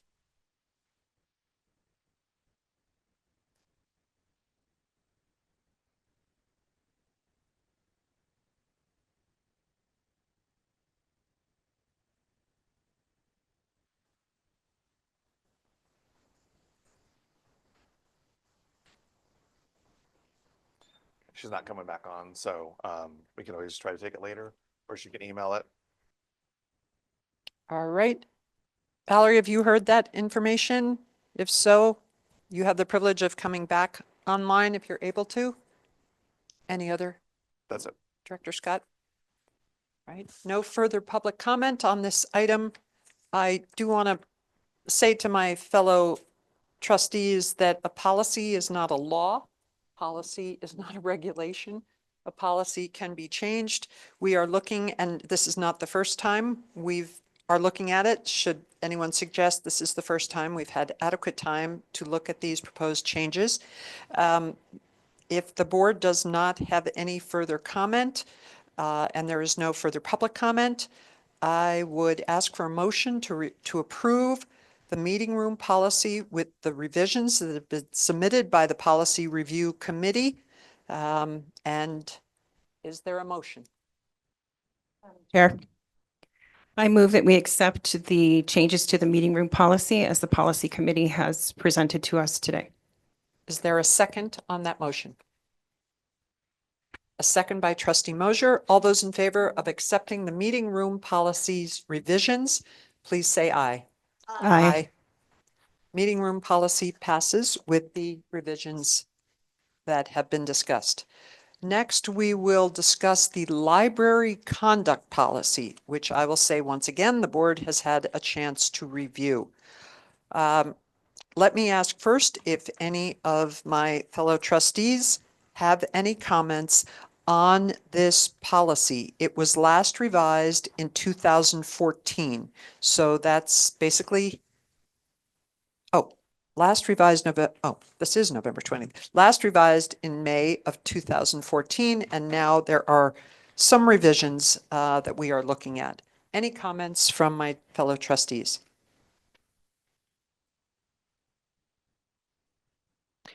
I do have one. Mine is on number 13, which currently reads, violation of any of these regulations may result in the suspension of library privileges. I would suggest, and I'm only recommending, that we might revise it to state violation of any of these regulations may result in a written disciplinary action or the suspension of library privileges. I believe that the punishment should fit the crime, and I believe that it is up to the discretion of librarians who have the professional ability and are on site to see what is going on. But some matters may be more appropriately handled by providing a written documentation to the library or library user that a suspension may result after disciplinary action is issued. This is very much like what occurs in employment situations where people are not necessarily automatically terminated or suspended. They are given a written notice that it could result in future suspension of library privileges. So that's my only comment. Yes. Trustee Rodriguez. Trustee Rodriguez, for the record. Regarding the suspension, from what I understood from previous meetings, aren't there different levels of suspensions, some for less time and depending on the seriousness of the violation, up to a longer time? Aren't there several different levels? Well, we're about to discuss the suspension of library privileges policy, and from what we see, there are no levels. It is determined by the librarian. Yes, procedurally, there are different levels. It starts out with, today's not a good library day for you. based on violating some kind of conduct policy. We try to find that balance between adhering to a conduct policy and having people in the building and meeting the needs that they have when they come in the building. Some days are not good library days for some of our patrons. And so we do that verbally. Today's not a good library day. Why don't you come back tomorrow when you can get this back under control, or whatever the issue may be. It ranges from teenagers that are way too loud to you guys need to take a walk around the block, get some energy out, and then you can come back and, well, do your homework, sort of a misnomer. But so it starts out with verbal, today's not a good library day, or I'm going to ask you to keep all of your possessions within your control. Don't leave them laying around, because that means we need to take them, put them in the lost and found, then return them back to the correct owner that we may not, and I mean, we want to make sure that people have that balance between adhering to conduct and being in the library that they need. And then we can write an incident report for behaviors that does not result in a suspension. And a lot of times, and my other managers can back me up, a lot of times you'll see some of our regular patrons and their behavior will escalate over time. So maybe the first time it's a verbal, today's not a good library day. The next time we're going to write an incident report. Hey, the last 2 times this individual was in here, we had problems with X, Y, and Z. And you'll see it in the suspension policy, but we put the number of the conduct policy that was violated, for lack of a better term, in our incident reports, so that they have a trail. We have a paper trail. We have a lot of patrons that use multiple libraries, so we communicate with each other through this incident report. And then we could move to a 30-day suspension, 60, 90, or a year. Did that answer the question you asked? It does answer that. And I think then going to the idea of something written on 13 is already covered. We have that in place. Yes, we do. I just think if someone is only looking at the conduct policy and not the suspension policy, you'd really then have to refer to the suspension policy, which doesn't specifically say what we just learned, that there is progressive discipline. That's the term I'll use, that could result in, as you said, just saying this isn't a good day, or take a walk around the block, or in traffic, or whatever you say. But then it might result in a 60, 90, or 1-year suspension, which is not actually spelled out in the suspension policy.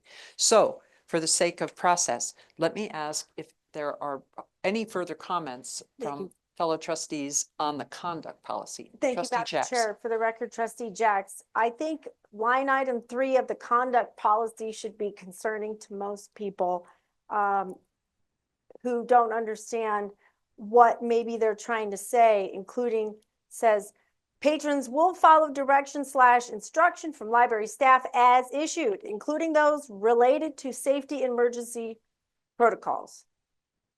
So if you don't follow the librarian direction, if the place is on fire, you run out that door instead of that door, that's cause for concern if we don't follow direction and instruction as issued. That's like all things, but including safety and emergency procedure protocols. Madam Chair, I apologize for what I'm saying in the words. It just seems like if you don't do what we say on anything, whether it's where you can put your drink or your snacks or anything, just whatever they say, you could be violation of the conduct policy. I was just looking for a little more detail and clarification on that. Thank you, Madam Chair. Thank you, Trustee Jacks. Do other trustees have comments? That's an interesting interpretation. I think we're looking at a very generic statement. I don't think our librarians are here to administer discipline. Let's hope not, but only when necessary. I think when I read patrons will follow direction/instruction from library staff as issued, I assume that's always based on behaviors that are prohibited and not just don't do this. Correct. It has to do with the conduct policy and or safety evacuation. So perhaps a recommendation might be to better word that says library patrons will follow the directions and or instruction from library staff pursuant to the conduct policy, including those related to safety and emergency protocols. Trustee Jacks, would that, Thank you, Madam Chair. I think that does help clarify things. okay, Mr. Scott, are you, Yeah, we any can comment make on that? edit. All right. Bryn, thank you very much. Oh, gosh. Pursuant to. Pursuant to the- to the conduct policy. Instead of as issued. As issued, and take out as issued and just say pursuant to the conduct policy. Any other Chair? comments? Yes, Yeah. Vice Chair. Vice Chair Ruff, Corinne, I was wondering with these suggestions, is this something you would like to take back to your committee before it's voted on, or would you feel comfortable with the two changes, suggested changes? I mean, we don't write it. We can give suggestions. It's really your team. And so I'm just wondering, looking for a little bit of input from you, whether you would like to take this back and revise it and present it at a different time? I'll defer to Jeff, but none of these suggestions change the intent. Okay. They're simply verbiage or semantics. Okay. So those can be made and we can move forward. Okay, I just wanted to make sure the librarians felt like they were in the loop and not that we weren't changing it because we don't write policy. No, Yeah, and we these are appreciate. very small suggestions. Okay. This is not- This this Okay, is I not just, every word. yes, I Yeah, just wanted to make for your sure. question. Yeah. All right, Rodriguez, for the record, I did actually have one that I want to clarify. please, Yeah. Trustee Rodriguez. It has to do with 10. I understand that using the skateboards, using the bicycles, using the scooters and shopping carts and rollerblades is prohibited in the library. That's how I'm reading it, that you cannot ride around on these things in the library. It says bicycles must be placed in a designated location, so I'm presuming you have a place for the bicycles. Now, say you do have somebody coming into the library with a skateboard, they have it hitched to their backpack and they're not riding it. Is that allowed? But then again, what about scooters and shopping carts? Those need to remain outside. So I feel like some things will probably be allowed in, but not used, like rollerblades and skateboards. But other things like scooters and shopping carts are probably going to be needed to remain outside. And I feel like this could just be worded differently so that people don't try to find a loophole. Like, I'm not going to use my scooter inside the library. I'm not going to use my shopping cart inside the library. Why can't I bring it in? Because it says that it almost looks like it says you can. That's, I understand what you're yeah. saying. I think it also segues to item number 11, which says the library assumes no responsibility for possessions left in the building. We could have a librarian who says, please put your bike in here so it's not stolen, and then it's stolen, and the library has no responsibility for that item. So I think we need to take these in context, number 10 and 11, because I think the intent is, other than ADA accommodations, one may not use a skateboard, a bicycle, a scooter, or a shopping cart or rollerblades in the library. However, it then says bicycles must be placed in a designated location. It doesn't make reference to any of the other things that are prohibited. So there may be just semantical clarifications that need to be made, because I think we all understand what your intent is here and we respect that. You know, you don't want people riding a bicycle around. You don't want them pulling a shopping cart to and from the aisles. You don't want scooters. I mean, there are things that could create bodily harm, but I also want to make sure that those individuals who are reliant on a wheelchair, crutches, or any other sort of equipment, that those items are not prohibited. So perhaps item number 10 and 11, I would just suggest your policy review committee take a look at, because they are somewhat interdependent. You're not going to assume responsibility for possessions left in the building, but what about if you've indicated leave your possession outside and it's stolen? I'm not suggesting you have responsibility, but I'm suggesting you've indicated to that person you must leave it outside. And not every library has a bicycle rack or a place to put a shopping cart or a place to put your rollerblades or your scooter. Right, and that's why it says that you can't use those things in there. Bicycles Some branches may not have a bike rack. Right. And they may designate a place in the library to keep your bicycle. My branch has a bike rack that they can lock up their bike. So If they don't have my- a lock, though, are you responsible if it's taken? No, But you've provided a place for it to be parked. stored, parked? Yeah. Okay. It doesn't mean we're responsible because it's a designated location. Correct. So, and you have to understand what we're talking about. These items, they'll do just separate things. So I can have a skateboard, I can carry a skateboard. I'm not using the skateboard. I can have rollerblades, I can carry the rollerblades. I don't need to put it anywhere, I can carry the roller. Bicycle has to go somewhere and it's also a high theft item. So we want to make sure, like, you need to make sure you're locking up your bike outside. And we're not responsible for that. So, but we want to make sure people, if they have a bike, you need to take care of your bike and it's a large item. Anybody who comes to the library. Trustee Rodriguez, announce yourself, please. Trustee Rodriguez. Yeah, and I understand these things, a lot of people carry these things around with them. I just felt like the clarification that I would imagine that there should be a designated place for scooters and shopping carts, if not left outside. And that's why I just felt like it should be clear which items they can carry around with them, like roller skates and rollerblades.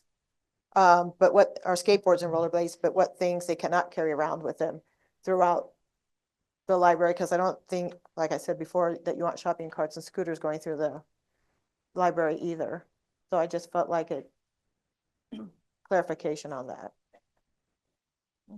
Thank you, Trustee Rodriguez. I might suggest, and this is Chair Silver, that item number 10 start with the active use of skateboards, bicycles, scooters, shopping carts, and rollerblades is prohibited in the library. And then combined with 11, library users must have all their possessions in their constructive control at all times. Bicycles and other items must be placed in a designated location, and then the library assumes no responsibility for possessions left in the building. So it's really just a combination of 10 and 11. It's not changing the intent. I think it's clarifying it. To Trustee Rodriguez's point, we want to be very clear to people. They may arrive by bike or scooter, may have their skateboard in their arm, but we don't want them to actively use it here. And I assume that every library might have a place that they can designate, put that skateboard over here, while at the same time, not assuming responsibility for it. Okay. Does that make sense, Assistant DA Kaplan?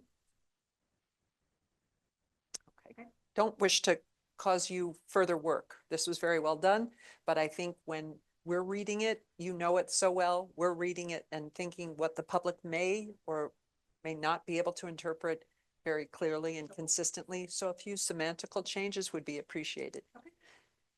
Okay. Any other comments on the conduct policy? Any public comments on the conduct policy?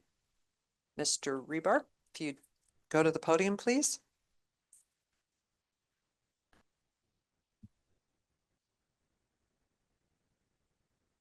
Drew Rebar for the record. And since we're getting sued on this, I've been doing a lot of legal reading lately. And if you look at my lawsuit, you'll notice I listed a lot of case law to back up all of my claims against the library director, Scott, and everybody involved. So I would probably take a pause on this. I would go read my lawsuit and go read all of the case law that I inserted. Just number one, you've got the word policies. Policies are those regulations or policies? There's a big difference between a regulation and a policy. For example, you made a policy back in 2022, the librarians called the police on me because I was recording in the library. Fortunately, the deputies educated the librarians and I didn't get excluded that time. Under these policies here, you guys, since you called the police, you would have restricted me at that time, but you did not. Number 3 has been addressed, but that's very concerning right there because the librarians, you know, they just kind of order you around and tell you what to do. It's kind of like November 12th where I was trespassed from the library because I simply went and asked questions of a librarian. Librarians, by their job, they're supposed to answer questions and give help with research. But, you know, instead they called the police on me because they didn't like me there with my questions about another man that had been restricted from the library. And going down here, you got one in here about number 6, and there's some case law about this. I forget exactly which case law in my lawsuit, but I recall reading it in there. It says users whose odors constitute a nuisance will be required to leave the building. So I would strongly suggest you go read the case law that I've cited in my lawsuit. So I'd probably go look at this real closely and compare it to my complaint. Just a suggestion, because, you know, we're going to talk about this more as we go. Have a nice night. Thank you for your comments. Any other commentary from the board or the public? Yes, Trustee Jacks. I apologize. On the back of this conduct policy, there's one teeny little sentence here on the back. Policy, comma, individuals have the right to appeal any such action by contacting Washoe County Library Association, administration. It seems like the appeals process is laid out for other, you know, issues, but this seems like it just kind of ends where some of the other appeals, what we're about to see. Is that connected to the right to appeal under suspension? Or can I just clarify with, okay. Is that what you're saying, Madam Chair? Thank you. Well, I do think we're segueing into suspension of library privileges, but I would defer to Corinne as to the trailing sentence in number 13 that says individuals have the right to appeal any such action by contacting Washoe County Library and Administration. And my question was, is that someone specific or is that just anyone? And who is anyone in administration? Is that every librarian? Is that Director Scott? I'd make that clear. Okay, so number 13 in its entirety says that in accordance with the suspension of library privileges policy, individuals have the right to appeal. So it refers to the policy that we're going to get to next. That's why we're segueing. Okay. Yes, it will all be Thank you connected. for that. Okay. Okay, so Trustee Jacks, Would you understand that we're about to move to the suspension policy, which in effect is referred to in the conduct policy. Yes, thank you, Madam Chair. I was just wondering if we could put in there, you know, right to appeal any such action as per the suspension policy, so that if you're a citizen reading this, you know, then, oh, just like I did, you won't be confused to know that, oh, you got to look up this one goes with that. So some sort of reference. Right, although Or Mr. Kaplan, could you weigh in on that? Because I think we're making assumptions and we're assuming that policies are available to the public. The conduct would read number 13 and know that it is in accordance with the suspension of library privileges policy. And to your point, Trustee Jacks, one would have to then refer to the suspension policy. Sure, right to appeal by caution once as, okay, in accordance with suspension. Of So library they would privilege. get a copy of that too. Well, then that makes it easy. Thank you, Madam Chair. No problem. Corinne, I would just like to add that, and hopefully this doesn't cause tremendous heartburn, that county library administration be more specifically noted.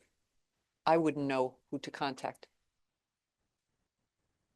If there's an individual, or rather than putting an individual's name, a phone number or an email. Well, what we could do, because it's referring to a different policy, and I think what Corinne had tried to do here is try to move everything into the suspension policy so that has all the information. So we don't have to put it on every single policy, but we can make sure that's determined and just say, please refer to this policy, because it does lay that out in the other policy. Yeah, thank you. Yeah.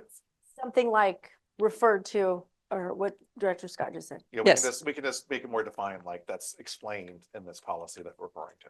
And that would be helpful. And I think because that's also in the suspension of library privileges policy, it's bullet number 1, 2, 3, 4.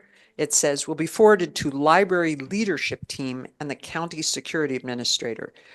I would not know well, I do, but the public might not know what is referred to as the library leadership team. So any clarification that provides more information and transparency for the public would be appreciated. Not everyone knows if they're reading this who constitutes the library leadership team, and that's not listed here or referred to anywhere else. So are we still on conduct or have we moved into We're on suspension? conduct, I'm Oh, sorry, okay. but I'm just saying, just as in the conduct policy, I asked about the Washoe County Library Administration and what that specifically means. In the suspension policy, which we'll get to, there's, I think, some clarity needed as to what constitutes the library leadership team and the county security administrator. And we can spell that out more. When we get there, we can spell that out more specifically. I'm not asking you Yeah. for it now. I'm just saying it's a segue to, because in both policies, there are not individuals named, and I'm not suggesting their names and personal cell phones be given out, but I think the public deserves to know how to locate an administrator or a library leadership team member. And these are minor edits. You've done a great job. But just reading it from the lens of the public versus being on the board. We'd appreciate anything you can help us with. All right, so is there any further public comment on the conduct policy? And do we have any online comment on the conduct policy? We do have online. I'm gonna see if this will work. So Valerie, I'm gonna allow you to talk and hopefully that lets you do it. It's not. All right. I think it says she's using an older version of Zoom. So I have to promote her to a panelist, but every time I do that, she disappears on here. So there's just sort of technical error with Zoom on that. We can keep trying, but Valerie, if you are listening, you just email your comments and we can include them in the packet. So I apologize for the technical issues. I'll move on to the next person. So Janet Butcher, can you hear us? I can hear you. Thank you. Go ahead.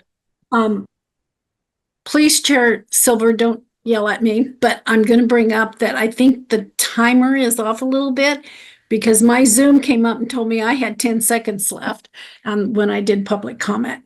But commenting on the conduct policy, number 3, and it says, "Will follow direction instructions from the library staff." Is this written instructions? Is this where is it clarified? What if all of a sudden the librarian or the library staff decides they don't like the way I'm rolling my eyes or whatever, and they all of a sudden, is there kind of a guideline there? And then on number 12, the intentional insertion of flyers or other unsolicited materials does this mean that you are banning bookmarks? Bookmarks are my lifeline. Thank you. That's it. Thank you, Ms. Butcher. I'm sorry that I'm a little bit confused. I understand what you said. I just want to make sure I'm hearing it correctly.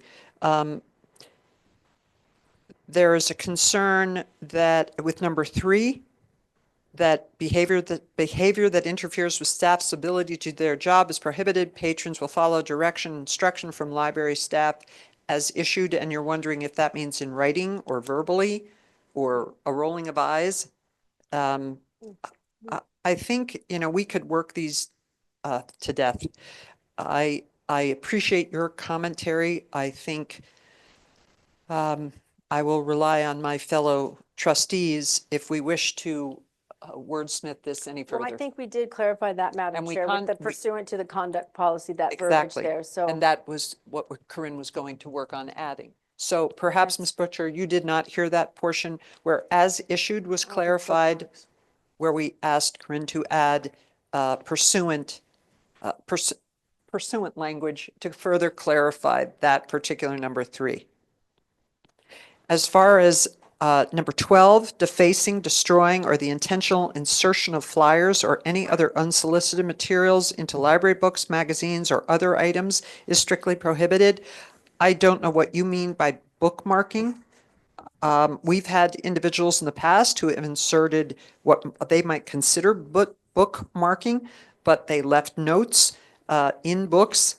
Books are public property, and they should not be defaced, destroyed, or intentionally interfered with. So I would like to just ask you for further clarification of what you're asking us to clarify. Ms. Butcher, are you still on the line? Well, no, I mean, you can't really have a dialogue with public comment. I can't, except that I'm trying to work this through. All right, I will follow the policy. Bookmarks are probably okay. I don't know what that means. Just maybe Like an if you're using old-fashioned a book bookmark? and you put a bookmark, I think just. Oh, when you have it in your possession, at home or here? That's why I'm asking, leaving a but I bookmark. can't. Right.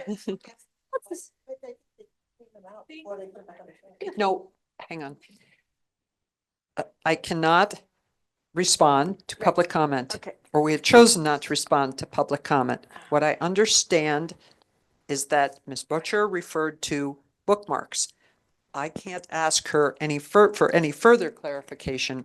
Board trustees are suggesting it may mean an old-fashioned bookmark. I assume it doesn't mean turning down the page, which would be destroying a piece of paper. And I'm assuming it's if the book has been checked out by a patron or Let is me in pro- use in the library. And Corinne, I'd ask Let you me to help provide us. you with a couple of examples. Please. We call the turning down of pages, not only is that monstrous, we call that dog earing, Mhm. Right. because dogs' ears flap. Mhm. That's not what we're talking about at all. We're not talking about you accidentally left a bookmark in your book when you returned it. We put those in lost and found and hope that we can find someone, or it's important enough that they come back and get it from lost and found. Examples include concerted efforts to leave flyers of any particular nature in multiple books throughout our collection that we then need to go and remove in order to make those appealing and attractive and checkoutable to the public. Those are the two differences that we're talking about. And to piggyback on the as issued, that was part of our conversation too, because as issued referred to both written and verbal. Thank you. Appreciate your commentary. Hopefully, a member of the public has received enough clarification. I would like, if there's any other public comment on the There is. conduct policy to be heard. So, Reva Crump, can you hear us? Yes, I can hear you. Thank you. Right. I was looking at conduct policy on number 1. Potentially, you should strike the quote, including the meeting room policy. The library has a policy, and you are patron, all policies should be followed. This is a redundant sentence, and it's included in the previous portion of this sentence saying that patrons should follow the library policies. If you're going to be clear and concise, you would omit that. Chair Silver addressed the library, the quote, number 3, patrons will follow directions, instructions from the library staff as issued. There's something about the wording that can be offensive, and I believe you're going to work on clarification on that, and I wholly support some more appropriate language on that one. And that's all I had. Thank you. Thank you. Any comments, any further comments from the public online? You may I first take the person who's waiting online? Yeah, Okay, Bruce Parks, can you hear us? Yes, thank you. I just got a text message from Valerie Vianaka. She's going to continue to try to make sure the link works, just for your information. She had a concern about items 6 and 7 on the conduct policy not being enforced at the downtown library. It was a major concern of hers. I just wanted to, for myself, say that I appreciate the board wanting to clarify the language about Washoe County Library Administration. Let's put a definitive person in there so members of the public know exactly who to contact if they have a problem with this policy. Thank you. Thank you, Mr. Parks. Others online? That's it. That's it. Anyone else to wish to make public comment on the conduct policy? Please approach the, I was excited about this for a while. Do you find this as painful as I do?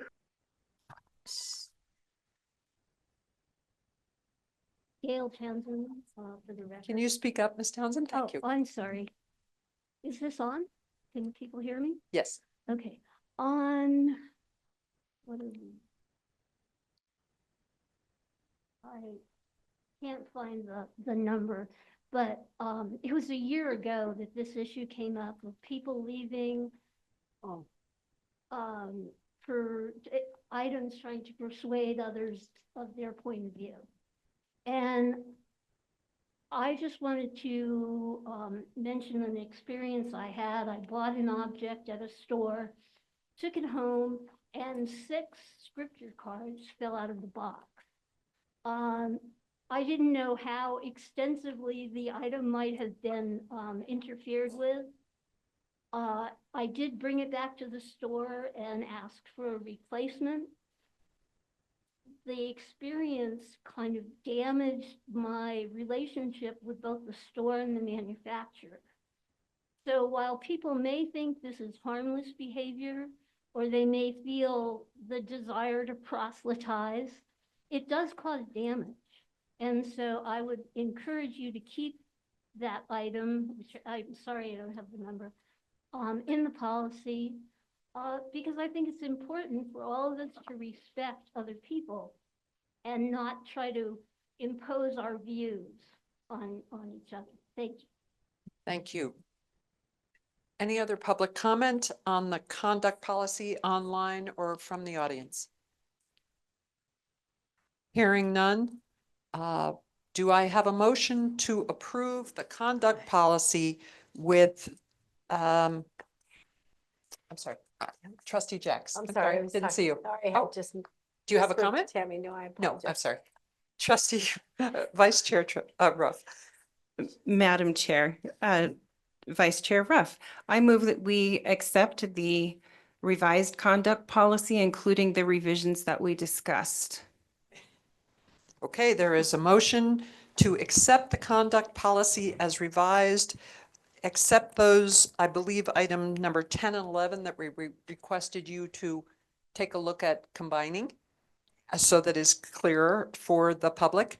And as issued is going to be pursuant to, and you'll add that. Anything else on the conduct policy from my fellow trustees? That 13 edit. And 13, yes, thank you. And that edit. Let's see. Corinne, do you have what you need from the board?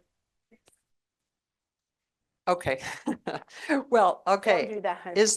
Is there a motion to approve the conduct policy with the revisions that were in here, as well as the constructive comments made by the board and the public, and to be incorporated in any final revision? Is there a motion from my board? That's what I. You already moved. Okay, great. Who can't keep track of all this? All right, so there is a motion to approve the conduct policy with the revisions we have discussed directly with you. Is there a second on this conduct policy motion to approve? I will second. All those in favor of the conduct policy with the specific revisions we've requested of Corinne and the committee that specifically deals with the writing of policy, the policy review committee as it's known. All those in favor say aye. Aye. Motion passes. Conduct policy we're done with. Thank you very much, Corinne. Appreciate your help. There's one left. I'm sorry. One left, right? One left. We're down to the all-encompassing suspension of library privileges policy. Clock. Just trying to be conscientious of the time. 7:55. Chair Silver, Yes. may I make a real quick comment? Sure. This one is not formatted as the other ones were, and then the staff report that was included in your packet, it will be formatted with numbers. Thank as you. the That other was policies one of the are. questions I had. So we have had time to look at this. We're not seeing it for the first time. I'm going to first ask if my fellow trustees have comments based on the bullet sequence that is in the suspension of library privileges policy. Any comments from the board? Vice Chair Ruff?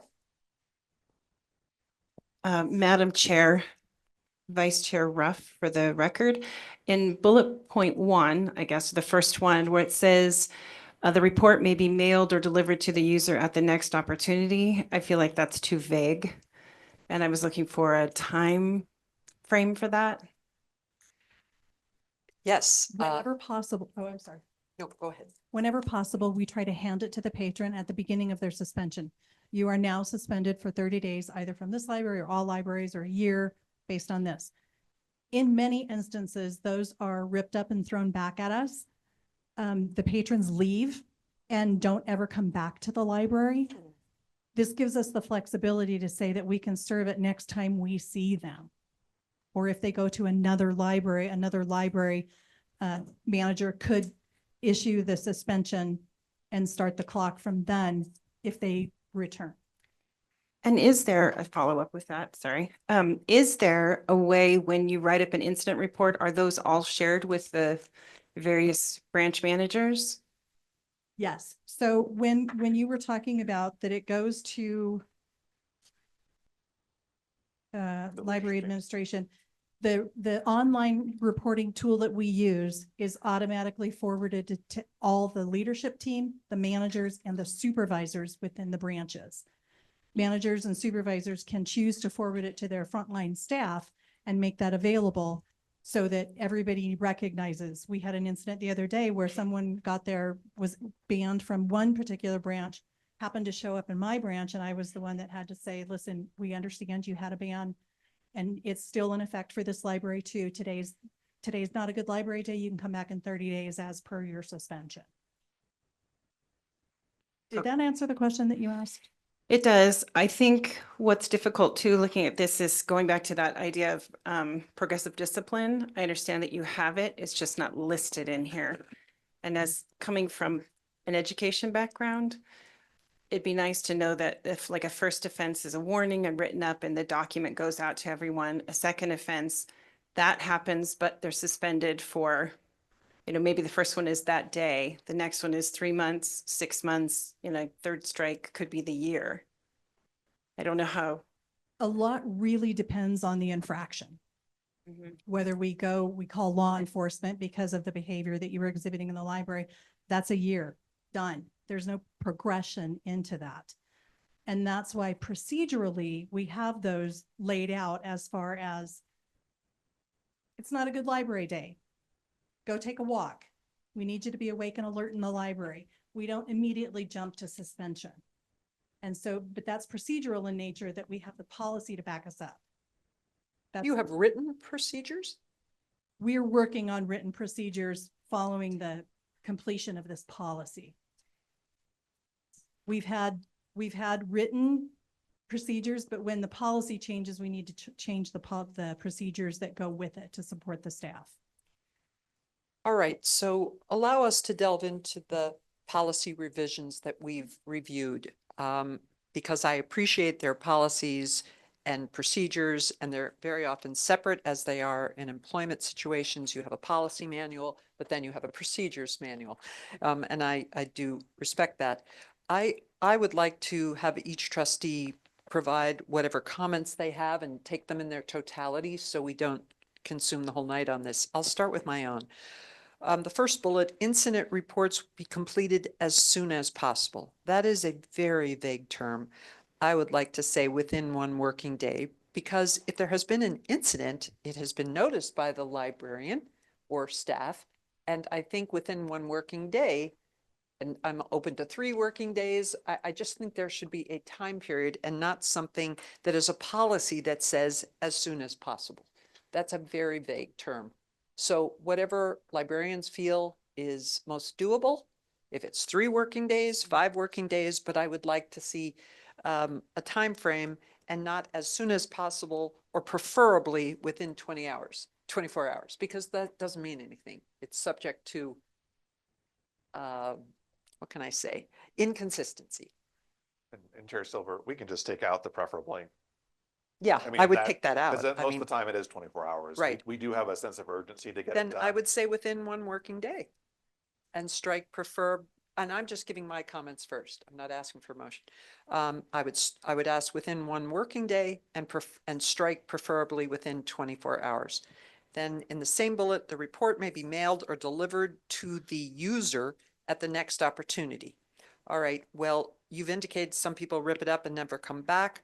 I assume you don't have the home address for everyone, particularly if they're not a card user. So I wondered how it would be delivered, and in what time period that would be delivered, and how you would ensure it is delivered. And I'm not, please understand, I'm not trying to wordsmith, but I'm trying to read this as a member of the public who should abide by the suspension of library privileges policy, and we want to make it as clear as we can. So I'm not sure what that means. The report may be mailed or delivered if you don't have an address for someone who may not have a library card.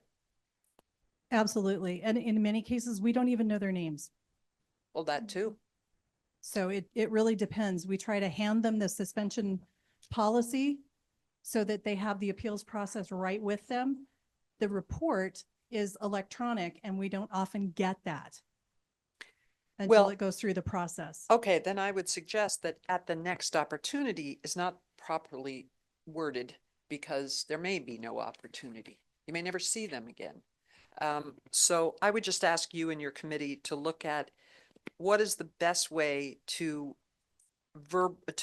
in writing state that it will be mailed or delivered at the next opportunity when they come to the library, if they do, and how if they don't, it is kept on file, or you see them at a supermarket. I mean, I'm really not sure what you mean at the next opportunity. I think I would probably say the next time we see them. Yeah. So we can probably put that in there, just like Yeah. the next time they Yeah. return to a branch. The next time. Because that will be the next individual- opportunity we would see That'd be them. perfect, because I think we all know some people are not giving their names or their addresses. And I wouldn't want us to be violating the policy by not being able to deliver or mail something to the individual who is the subject of an incident report. Is We're not that? gonna- we're not gonna hunt them clear? down in the grocery store, so. Yeah, I know. I was just trying to inject some humor. So I also would add to that, when I had a time frame there, but then you've indicated some people rip it up and you never see them again. Some people you don't have their name or address, because much like Vice Chair Ruff, I always like to see timeframes. Like incident reports will be completed with 1 working day, and if the name and address is available, that the report will be mailed, emailed, or delivered within 2 working days. I think we just should have some frame of reference or time-bound definitions on these things. They have languished in the past, not blaming anyone. Sometimes it's just we don't know who the individual is, but I think we do need some timeframes established. Okay, my second comment is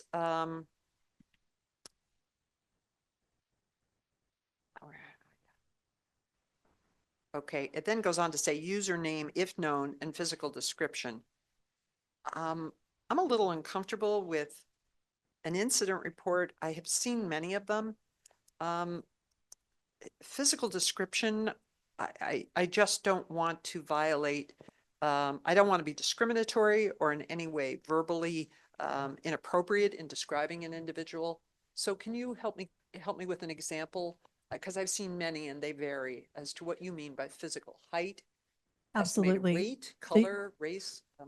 The online software that we use was originally used by, well, they may still be used by police officers. So there's an age range, male, female, undetermined, height, weight, build, eye color, hair color. We gather as much as we can. Keep in mind that these incidents happen in a heartbeat. Sure. And we have the information that we have while while our adrenaline is, through the roof sometimes. So you're following a particular form. We're then. following a form. We don't put things in there like anything that would describe a personality trait, or if there's known markings, we can add that. There's a field for that. They have tattoos on their face and we remember that, we can put that in the report. So is it pursuant to a legal law enforcement form? No. Or it's a, No, it's been adapted so that the library can get basic information in there. okay.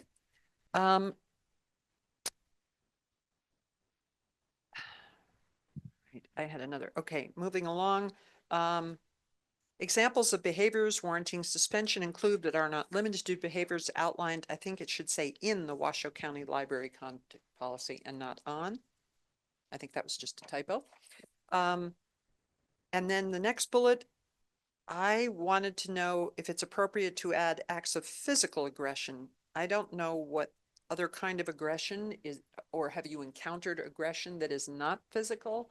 I do know people can make faces or they can roll their eyes that might be interpreted as aggression. And I'm not trying once again to wordsmith, just asking what an act of aggression would be if it's not physical aggression. One of my examples recently is when, and I'm going to apologize right now for my language, but this is what we put in the report when we're quoting them. Mm-hmm. You fucking whore, I'm going to kill you when you leave the library. Okay, so that's a verbal threat. Correct.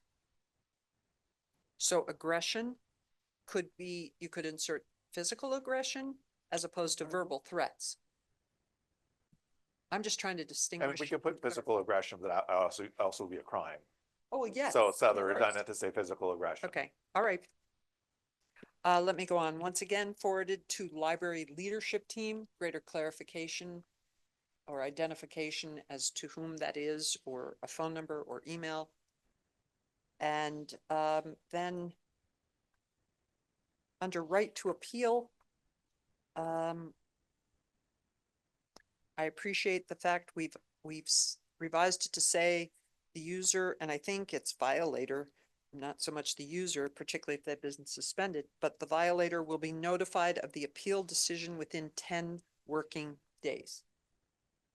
And then an appeal, and I think it should be an appeal since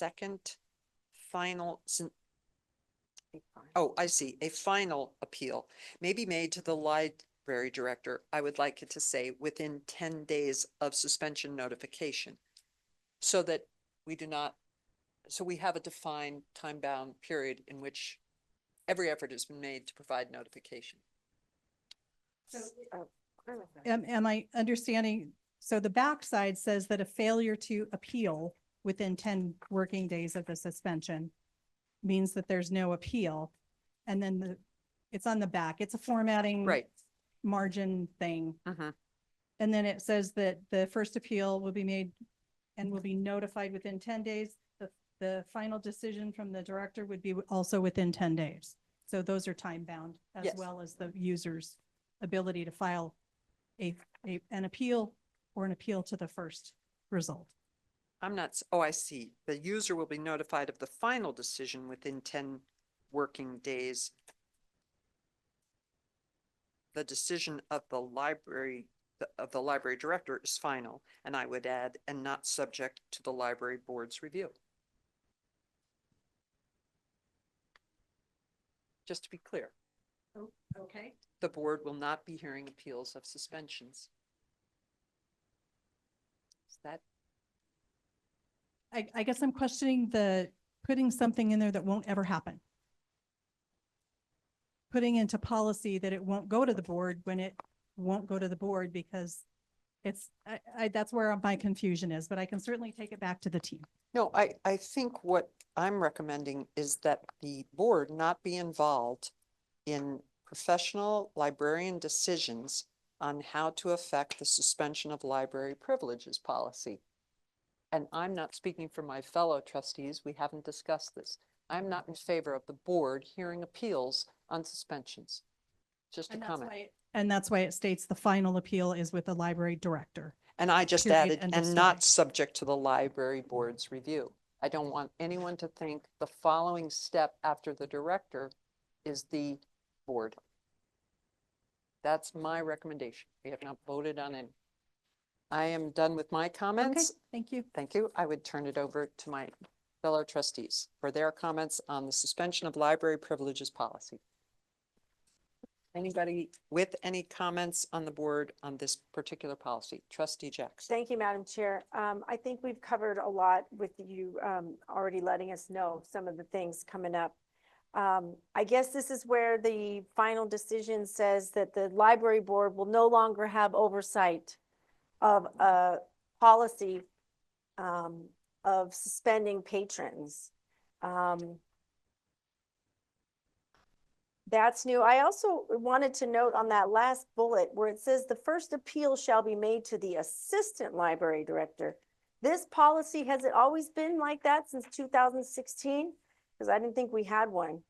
Did it always go to the assistant first? Or is this Yes. It since went to the assistant director, the director, 16. then the board. Since 2016? Correct. And that's the piece that we've, at your request, removed. Let me respond to Trustee Jackson. Thank you. I am only recommending, and it is subject to my fellow trustees, that suspensions not have a final appeal to the library board. I think the amount of time consumed by this board on suspensions has been substantial. And I think we are going to trust our librarians and our library director to operate the library. We are not operating on a daily basis the activities of the library. We're not here. And I personally don't want to see videos put in my face from phones or anybody that has taken a video of something. We are not sitting here as a tribunal or law enforcement personnel. I'm just recommending the decision of the library director is final and not subject to the library board's review. That's just my recommendation. I haven't added that. I've just suggested that. Thank you. Thank you, Madam Chair. Can I clarify briefly? So the first appeal says shall be made to the assistant library director, but I didn't know we had an assistant library director until a year ago. So it's always gone. So this is just. That's not a change. It Right. has always been It's, assistant yeah, library director. I apologize. Yes, Madam Chair, it's because it's in black. Yeah. It's just been in there, even though we didn't have one. And then changing working and business days. Got it. But this is, I've had some, people reach out, and I think it's interesting to see that the board now will no longer have the oversight of something that's been in place for so long. And then that clarifies on the back there. Thank you, Madam Chair. That's all I had. Trustee Jackson, in regard to your comment, I'm just making that recommendation. It doesn't in any way suggest that my fellow trustees will agree with me.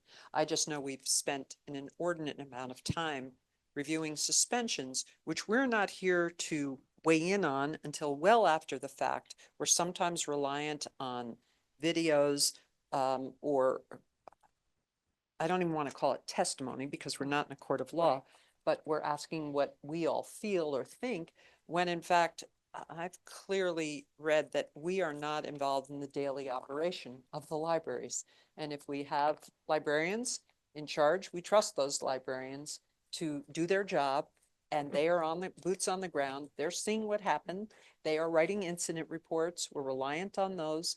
I just have a real concern sitting behind this table being asked to weigh in on suspensions. That's just my opinion. You are more than free to disagree. Any other comments from my fellow trustees? Marie Rodriguez for the record. Yes, please. First, I want to say that as far as the right to appeal going first to the assistant library director, then the library director, and if not appealing within 10 days, then it's waiving the right to appeal. I'm fine with that. I understood what you were saying, that I don't think we need to put it in here that it's not going to the board because you've already explained how it's going to work. Why tell them how it's not going to work? So I understood what your point was, and I agree with what you said. I don't think we need to include that because we're not even going there. Also, I want to go back to the acts of aggression because I do believe that aggression is not limited to physical aggression. Sometimes it is the tone a person uses, it's a verbal aggression or intimidation by like exactly the example you gave. It wasn't just the threat that they were going to kill you when you left, but the profanity they used and your name calling, that was aggressive, whether or not they got physical. So if we're going to say physical acts of aggression, then I think with verbal threats or behaviors, I think it should include verbal intimidation. Because verbal intimidation is just as scary as physical aggression. So So Trustee Rodriguez, if it said acts of aggression, verbal threats or intimidation or behaviors that require the presence of law enforcement, would that would be perfect. Okay. Yeah, I would agree with Corinne, that. are you able to follow that? If not, I can repeat it. Yeah. Okay, great. And just as far as it was brought up before a little bit about length of suspension, that maybe it needs to go in steps. I know the people that come into the library. You could have a mom come in with a 6-year-old. You could have a group of teenagers come in that get disruptive. Or we do unfortunately have the unhoused population that sometimes come in and have mental health issues.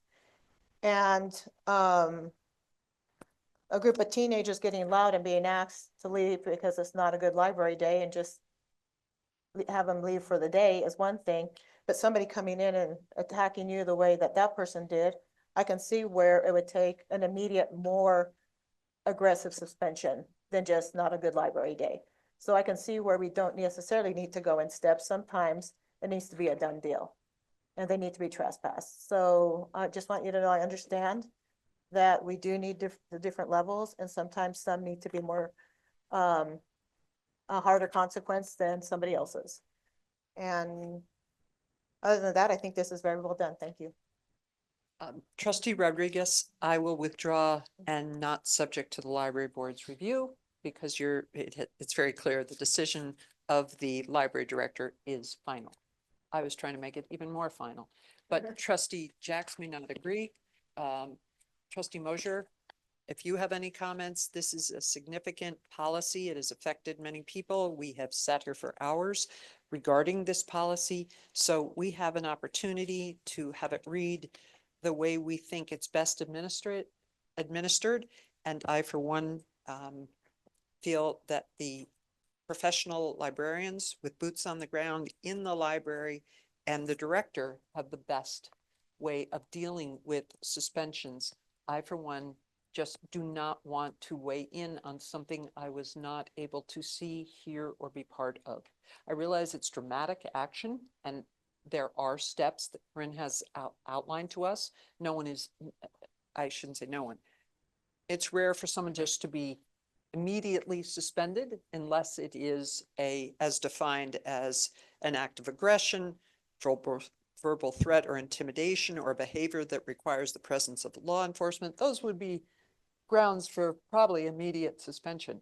But I do understand built in is a progressive system, progressive procedure, which doesn't have to be spelled out in the policy. That is a written procedure.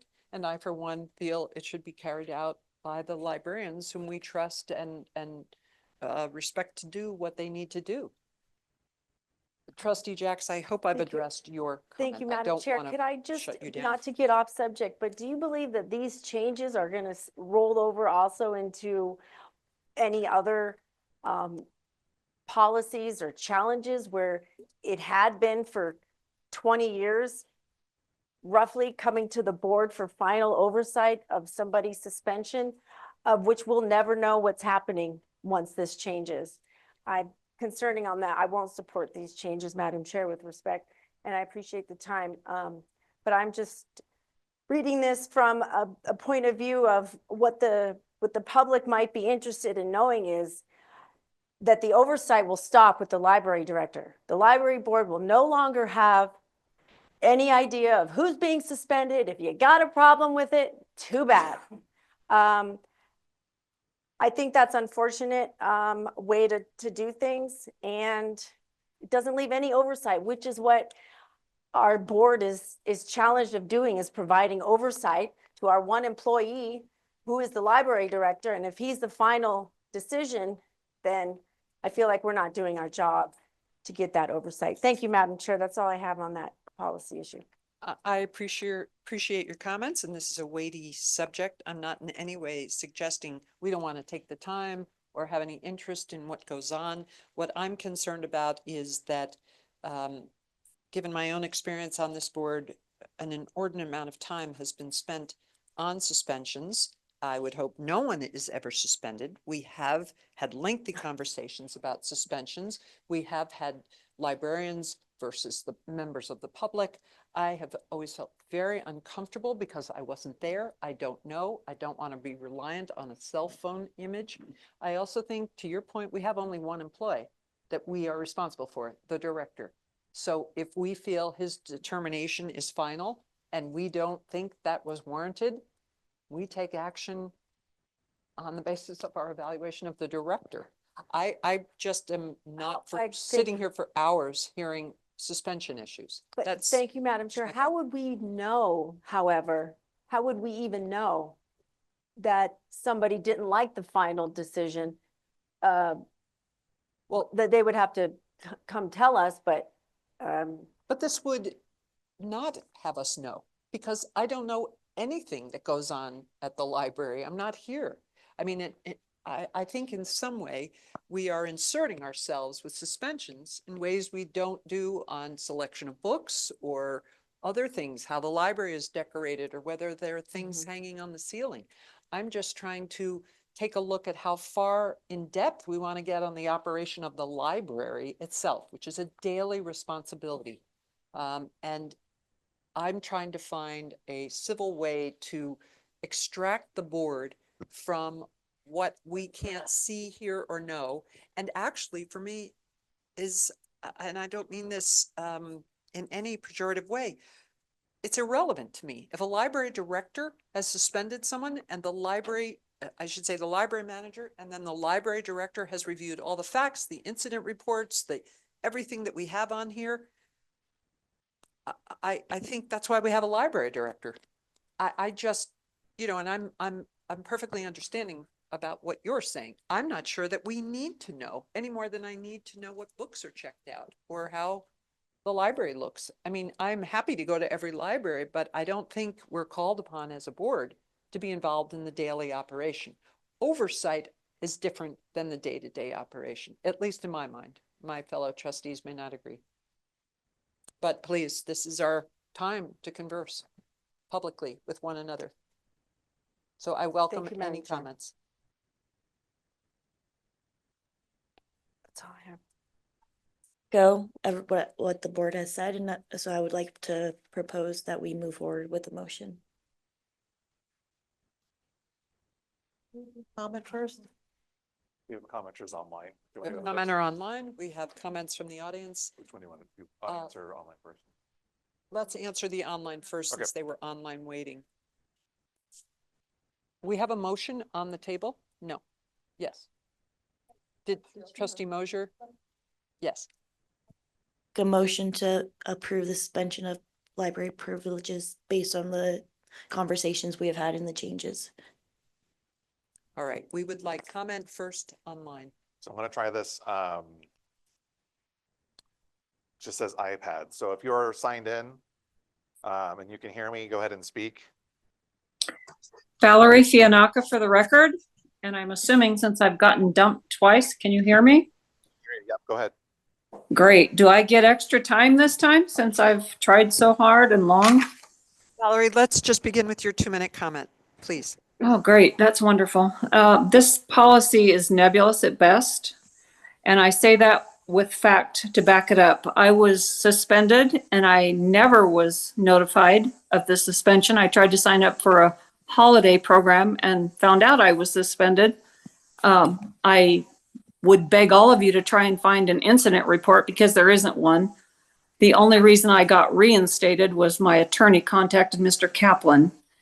The first bullet point, you must set a limit. You have to set a time limit. I don't know how you do that. I think your recommendation of 24 hours is great, but if Jeff Scott's the only one that does the notifying, it won't happen sometimes because he doesn't like certain people. The next bullet point is also nebulous. Acts of aggression.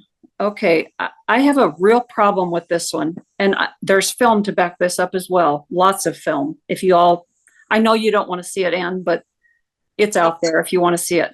All that has to happen is for a mad liberal to call the police unnecessarily, as we've seen in the past. It's good for news sound bites and vilification, but little else. Jeff has a wide reach with the media. And I'm here to tell you right now that that's the reason that WC1 did not pass, partly due to the vilification of conservatives in the press. If you could refrain from commenting other than on the suspension policy. If you could refrain from taking up my minimal time, I'd appreciate it. WC1 did not pass because of vilification of conservatives in the press by your director. I'm going to ask you to speak to the suspension policy. I am. And we're not. I'm also going to request that you quit interrupting me. I also would like to say that you have video proof that you don't want to take the time to see of a librarian lying, that you're shirking your responsibility by not looking at the suspension as the very end. You've got a library director. Thank you for your comments, Valerie. I'm glad we were able to connect with you. There was no purposeful attempt not to maintain contact with you. My understanding is you're using an older form of communication, and we were waiting to hear from you. I do understand you're talking about things that happened in the past. The effort the board is taking to revisit the suspension of library privileges policy is a direct result of things that have occurred in the past, and our effort is being made to clean up and be more specific as to this policy. We are open to comments about how this might be better comprehended. We've now given several suggestions. I know that you are concerned about things that happened in the past. We're working on this to move forward, and it wouldn't have come to the board's attention or be on the agenda if we weren't concerned about incidents in the past. So I hope you'll appreciate that. But I'm speaking to my board members right now for any comments they may have. Madam Chair, Vice Chair Ruff, for the record, I know we have a motion on the table, but I did want to ask a question of DA Kaplan. Is that allowed at this point still? So I know, DA Kaplan, you weighed in with the interpretation of NRS regarding whether or not the board had any input in programming. I'm just wondering if you had any legal comment on taking the board out of further oversight of these suspensions. Herb Kaplan for the record. I don't think it's necessarily clearly spelled out anywhere, but I do share Chair Silver's approach in that the library personnel have the training, the education to make these determinations, and that these decisions should be left in their hands. It makes it very difficult for us as a volunteer board to chime in, as we saw a few months ago, with limited information and, you know, not having been privy to all of the information necessary to make that determination. Thank you. This is Vice Chair Ruff for the record. I'm not an attorney, but I was combing through the NRS and I didn't see anything that specifically or even vaguely said that we should be doing that. And I would agree that I trust the librarians that are in the moment and have the training, a lot of training, and are dealing with people every day, and that they certainly can determine what that suspension is. Thank you. I think, thank you, excuse me, Madam Chair. Trustee Jack? Just to comment on that, I think what we saw in those months past was actually a revert, for lack of better term. I mean, we saw basically a reversal of some suspensions, and then we upheld one suspension. So by looking at our past, the board did get involved and saw that there was wrongdoings against some patrons, and we basically said, you know, you don't have to serve out the rest of your suspension. I mean, I think that gives the checks and balance system to what the constituents want and use of their library without it being subject to one director. And that's where I stand. So I would encourage a no vote on this policy edit. If I might respond, you. Trustee Jacks, and we do have people in the queue waiting to make public comment, but let me just say that I share your concern, and obviously a concern that our constituents are whom we're representing and for the good of the library and its operations. I think those reversals and the time it took and limited information and some information which was contradictory or contradicted by others left us all feeling incredibly for me, it was traumatic to weigh in on the behavior of librarians whom I trust and respect, whose professional credentials are certainly far and above my own as a volunteer board member. I think, you know, I rely on civil obedience, and these policies are reflective of what is the most reasonable behavior of reasonable people in a library. It doesn't say you can't commit murder in here. I mean, I used to run large HR departments, and people would say, why isn't this particular rule in there? Why is this not a violation? A policy cannot cover every imaginable or unimaginable deed committed by an individual. At best, these are what can I say, kind of comprehensive rules. And I just feel strongly that having gone through so many suspension appeals, a policy can be changed. It doesn't take much.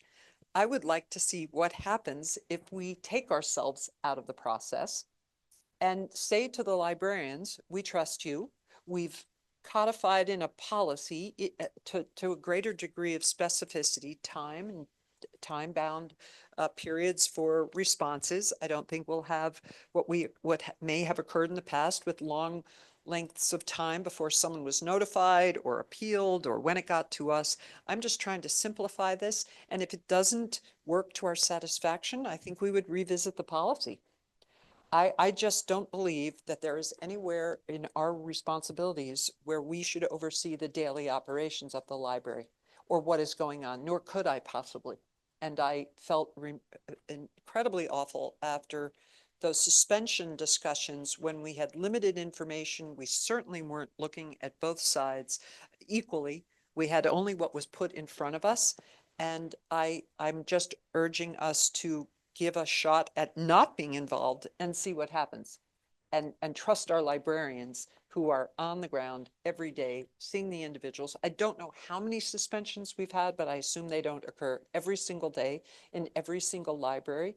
And I trust, based on what was told to us, that there is a progression of discipline, if that's the appropriate term to use. And the librarians do not report to the board. Jeff is our only direct employee, and he is our director, and I am put in a position of evaluating him as we are all. And if we think he has abused his privileges or the specific privileges of suspension, we will hear about that at public comment, I'm sure. That is what avails the public the opportunity to raise their concerns, their complaints, their objections, and we hear them. May we proceed with public comment on the suspension policy proposed revisions? And you have people waiting online? Yep. All right. Okay, well, Hang on. all right. Bruce Parks, can you hear us? Yes, thank you. Can you hear me? Yep, you go ahead. Yeah, Bruce Parks for the record.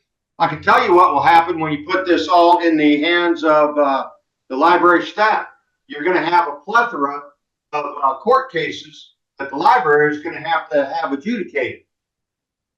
I can guarantee you, I personally am a victim of this policy. I was discriminated against by the library director, even though the library has my email, my phone number, my physical address, my name, everything they could possibly want. I've been suspended twice, and I was never notified. I found out by accident that my privileges had been suspended.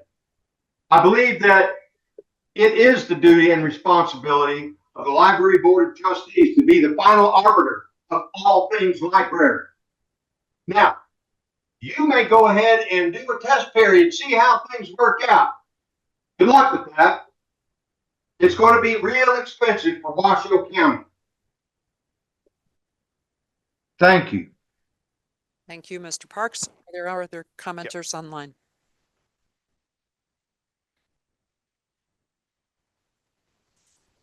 All right, Janet Butcher, can you hear us? Yes, you can. Jenna Butcher for the record. Wow. 3 is so many. I've been going to library meetings, trustee meetings for years now, and those are the only 3 a couple months ago. And with Jeff being the final appeal, that concerns me. There needs to be somebody else there. And I thought that as the trustees, you were overseeing Jeff. So I guess we don't need the trustees anymore. It makes no sense to me.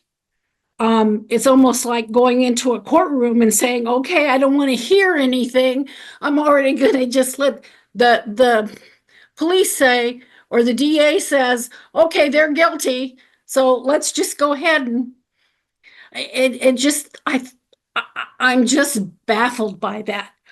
With all due respect, Ms. Silver, I cannot believe that you are upset because you had to listen to it one time, one meeting. God bless. I'm done.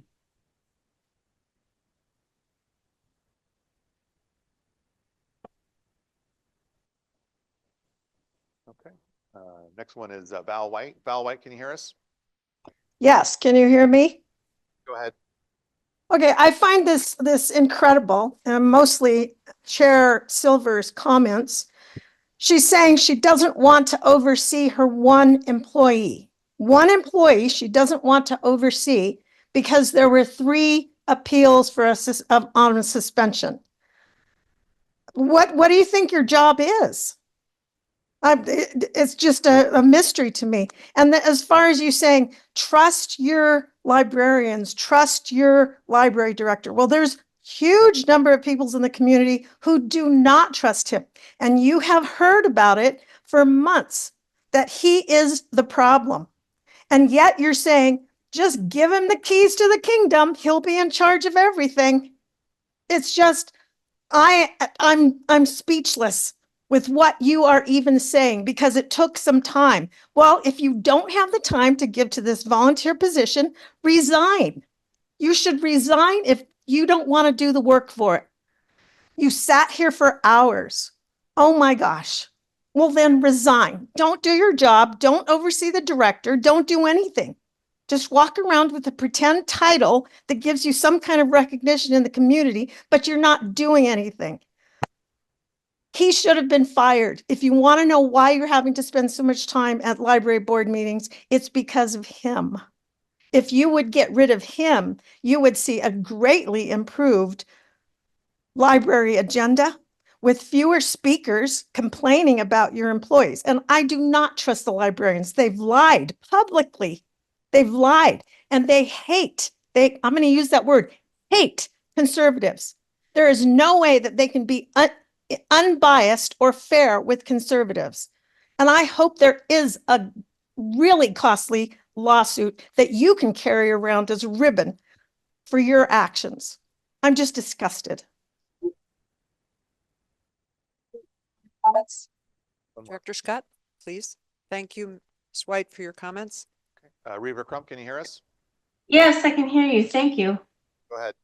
This is hard to follow as I too was unjustly banned from using library applications for seemingly absolutely no reason whatsoever, which was reversed, which was reinstated again for no reason without notification or anything. And without the board intervening, we received no notification. There are no rules that have been followed. There is no time limits for any of this for people. So anyone, you're leaving it to the assistant director and the director to do as they feel.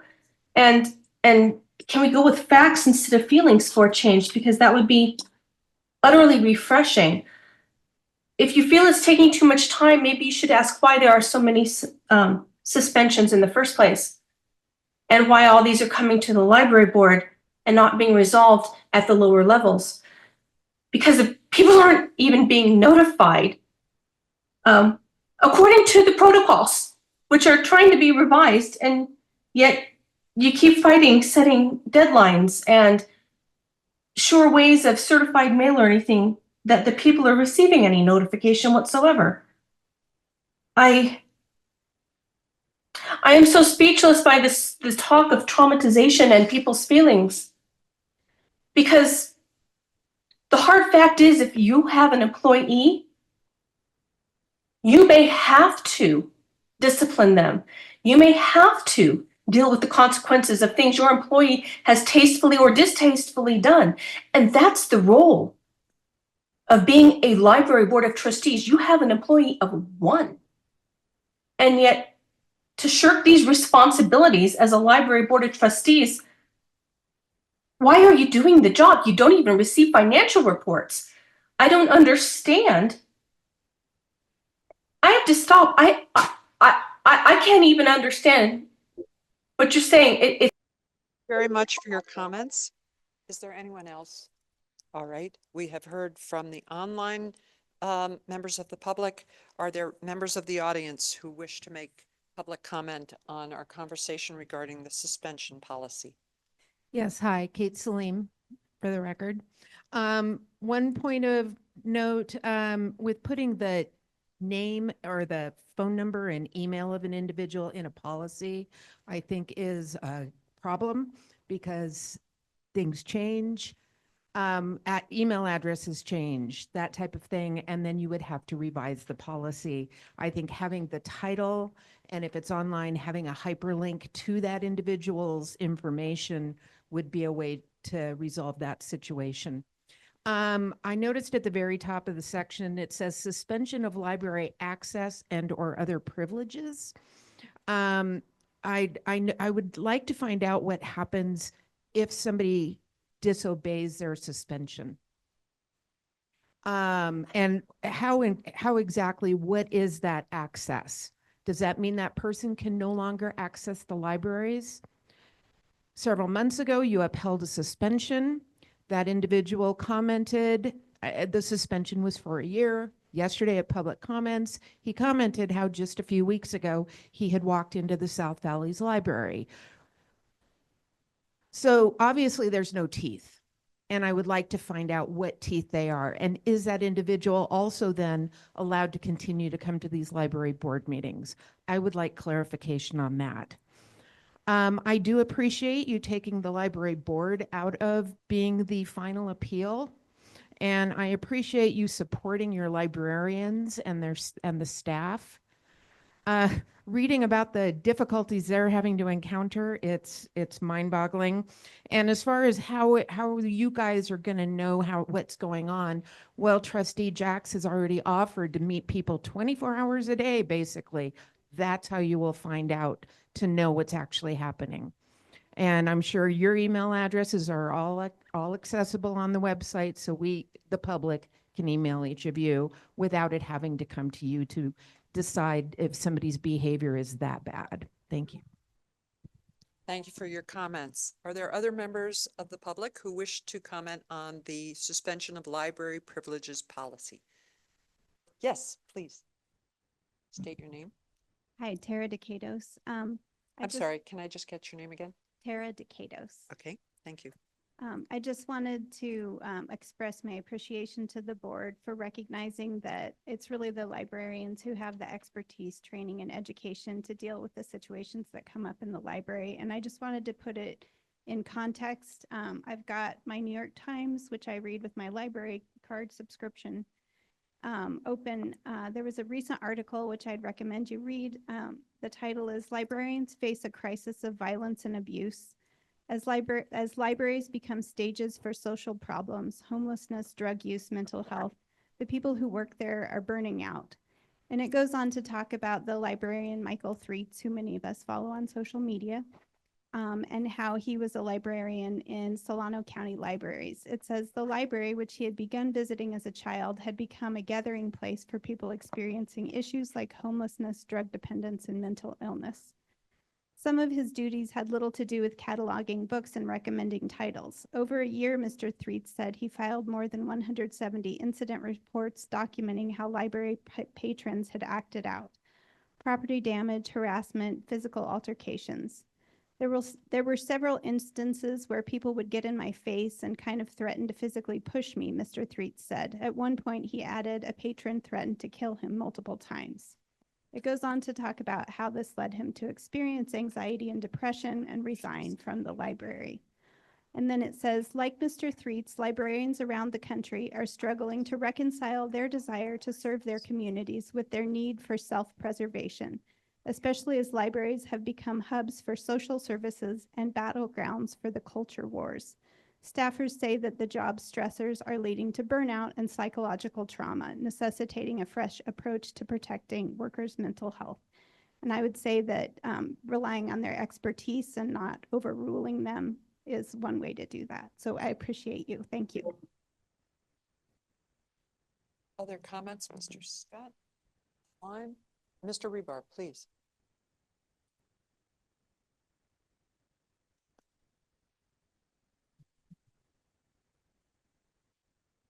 Drew Rebar for the record. Wow. Y'all hate the Constitution, don't you? Trustee Rodriguez wants to regulate how people speak. Chairman, you really hate the 14th Amendment due process. Could I ask you to refrain from? No, I'm going to say what I want. It's my time, my place. And there's lots of constitutional law based on this stuff that I'm talking about. And you guys really need to look at the Constitution. The First Amendment, Article 1, Section 9 of the Nevada Constitution guarantees us all free speech, and you don't like it. I can say whatever mean things I want to say. I can cuss you up one side, down the other side. The Supreme Court says so. I cannot threaten you. I cannot say that there's a fire run. I cannot do something that's going to endanger somebody's lives. Now, one librarian said that somebody threatened to kill her after work. That is a threat. Call the police. On the other hand, if they called her a stupid mofo, that doesn't matter. Sticks and stones, but words. They're just words. The Constitution guarantees us freedom of speech, freedom of press, freedom of religion, freedom to petition. We've got 5 prongs of the Constitution here to protect us. We've got the 14th Amendment, due process. You've got lying, crying librarians. They lie to you guys, and you let them get away with it. You let Director Scott lie to you, and you don't give a crap. And then you want to protect yourself from people like me that file lawsuits. If you guys took responsibility and got rid of that guy, you wouldn't have these problems. You wouldn't have this, because he is divisive. And he's created a divisive place with divisive personnel that has created this problem. The people are not the problem. The guy you got running it is, and the fact that you haven't taken care of it, that's the real problem. Thank you. Thank you, Mr. Rebar. Would you like to have public comment? Okay. Just announce your, I'm sorry, go ahead. Hi, Candace Powell for the record. I just want to speak on behalf of the 99% of people who go to the library and have never once had to even get one strike on this disciplinary action. And I just want to say, I think the voices are loud, but it's the same voices. most of us really enjoy our time at the library and respect our librarians. And I fully support that the librarians are trained to do this. They go through a lot of education. I don't know if you've ever looked at the job description of the librarians or the requirements for the librarians, the training they go through. It's pretty significant. I have never once had a challenge, but I also enter the library in the same level that I go into every other public space or private business. In fact, private businesses have a policy they can just exit you, and they don't have to do any reporting on that. I fully support this. I think it's a very good policy to respect our librarians and the director and what they have set out. So thank you so much. Thank you. Other public comment, please. Name for the record. Sandy Tibbet for the record. This is a two-way street. There needs to be checks and balances. I was suspended, as you well know, and they've been reinstated, as they should have, because I did nothing wrong. I held up a sign and I video recorded. I actually did everything that was demanded of me. My sign was not above my head. They just didn't like that I was in the room during the show. That was it. I had a message for the drag queen and I delivered it quietly without any interaction. It came from the library staff. They're the ones that caused the problem. You not wanting to have oversight over the director what is that? That's your one and only responsibility, Anne. What are you afraid of? Drew's lawsuit? You had 3 suspensions. You act like it was one meeting. It's mind-blowing. I agree with everybody. This is mind-blowing. You are giving your ability to oversight the director to the director. You have no decision-making over him. It doesn't make no sense. Why do you guys even sit here? Without that oversight, without my appeal going to this board, I would be in a lawsuit too, because my constitutional rights were violated extremely. I did nothing wrong that day. Nothing wrong. Your oversight is what saved my rights to be in the library. It's not a privilege, it's a right. We have a right to be in this library. Those were violated. And your oversight is what saved my rights. And you're just willing to throw it away. Thank you for your comments. Are there other individuals who would like to make public comment at this time? Hearing none, I'd like to have further board discussion among my, I'm sorry, Corinne? Oh, okay. I would like to ask my fellow trustees, and first make a point.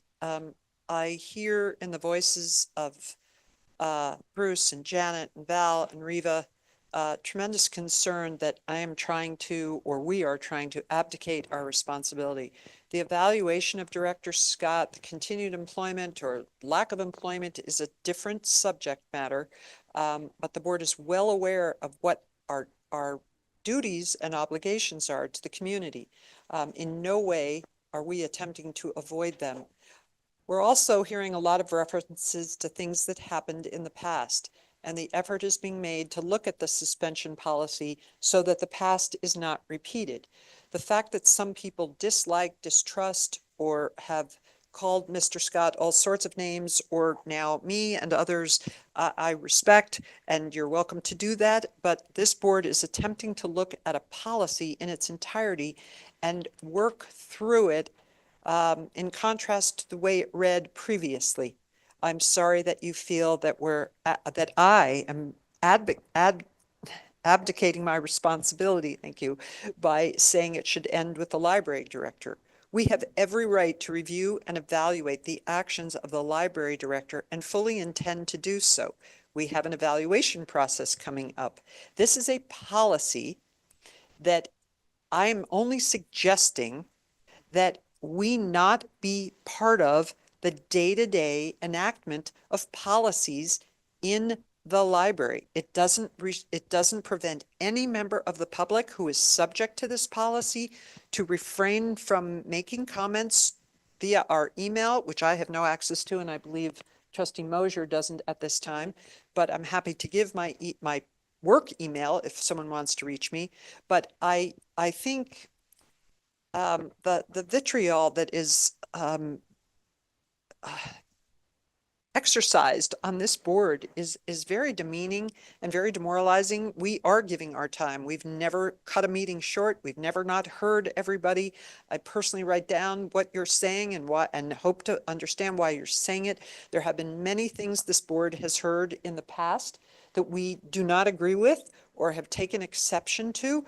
This is our opportunity to visit the suspension policy. So I would like to ask my fellow trustees if there are further comments on the suspension policy, including a desire to refrain from taking action tonight and further deliberate this matter. Madam Chair, Yes, Vice Trustee Chair Ruff, I call the question. I think there's been adequate discussion by board members and members online and presently here in the room, and I would just like to move to vote. There is a current motion, I believe, that was made by Trustee Mosier. Could you repeat that motion, please? It was along the lines of to accept the suspension of the library service policy with the opportunities that we noted during our conversation. Do I have a second? Marie Rodriguez for the record, second. Those in favor of the revisions that have been discussed, please say aye. Aye. Those not in favor? Nay. 1, 4. The motion passes.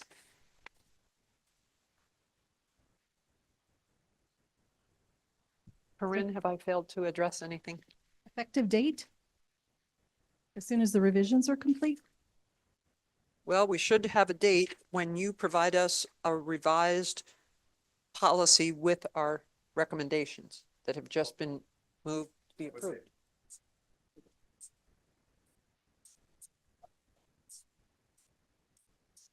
Approved with the suggested changes as soon as we see those changes.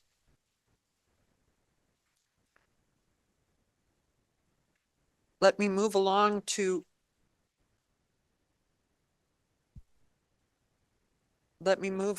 item number 7, the library director update by Jeff Scott. I'm sorry. The staff, this is on behalf of the staff. There is a new business item, and I think that's E. Yeah, I missed it. 6E, which is the staff day and close at staff day, which I think is separate. Yeah, the closure of the staff day and then Wednesday, the 27th, which is sort of Thanksgiving. Well, okay, I had a question on what is the staff day? Is it paid? When is it? What is it? It's paid, so it's December 12th, twice a year. So usually, so we'll do an update from the director, we'll have a speaker, we'll have training for all the staff, switch the staff training. We're asking for a full day for that day, just because we're happy to go. Go over some of that update. Are the libraries closed on that day? Yes. All libraries are closed, so that it is a training and information education day? Yes. And you've done it twice a year? Twice a year. Then in May, do it in December. Since I've been So that's one item, and the other is to close at 4 p.m. on Wednesday, November 27th, which is the eve of Thanksgiving Day. All right, may I ask for comments from the board? Madam Chair. Yes. Vice Chair Ruff. Chair Ruff. I think that these are very acceptable. Their training is needed, updating, policies. So I am in favor of this. Happy to make a motion when everyone is ready. Any other comments from trustees? All right, let's accept your motion. Vice Chair.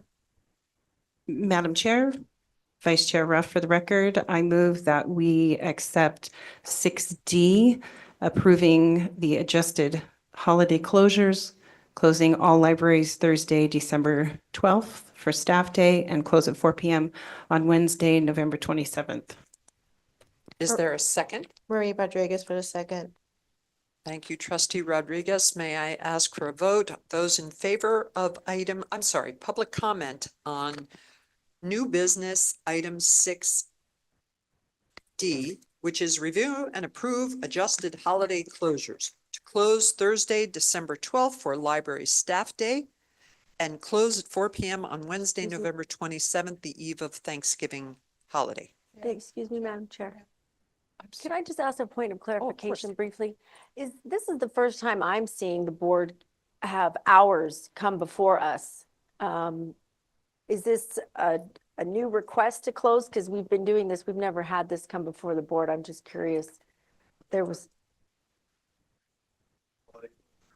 Oh, the holidays.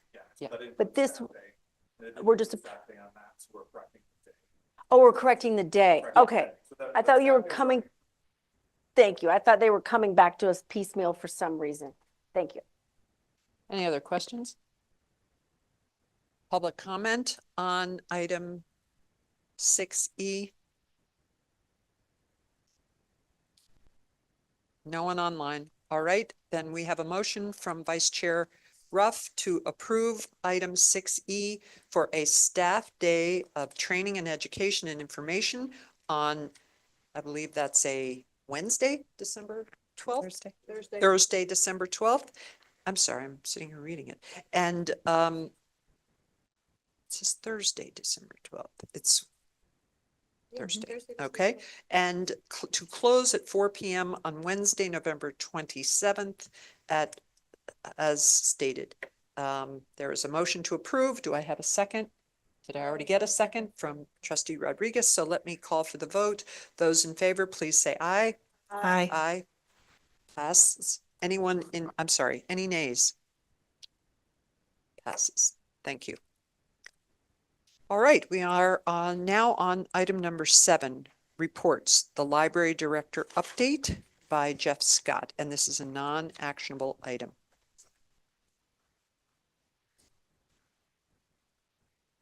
So with WC1 not passing, we're basically going down two paths.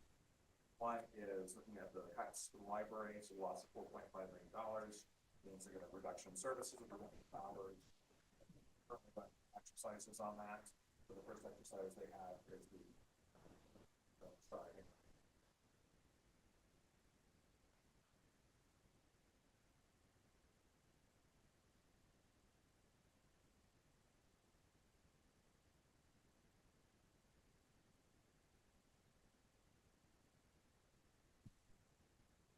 So we're doing so one of the cuts and management exercises right now. So one of the examples of what that's look like is the $1.5 million increase for the county that allowed us to add 1 day of service to 5 locations. Staff had Sundays at South Valley, Spanish Springs, Northwest Marina, Big North Valley, and the days. So essentially, those days are, that's a third of what services. So if anyone was around during the session, 2013, 2014, 2015, libraries were closed Saturday, Sunday, and Monday. That's basically an example. Freezing a lot of the partnerships. So a lot of things we're going to have freezing, have conversations with partners about staff.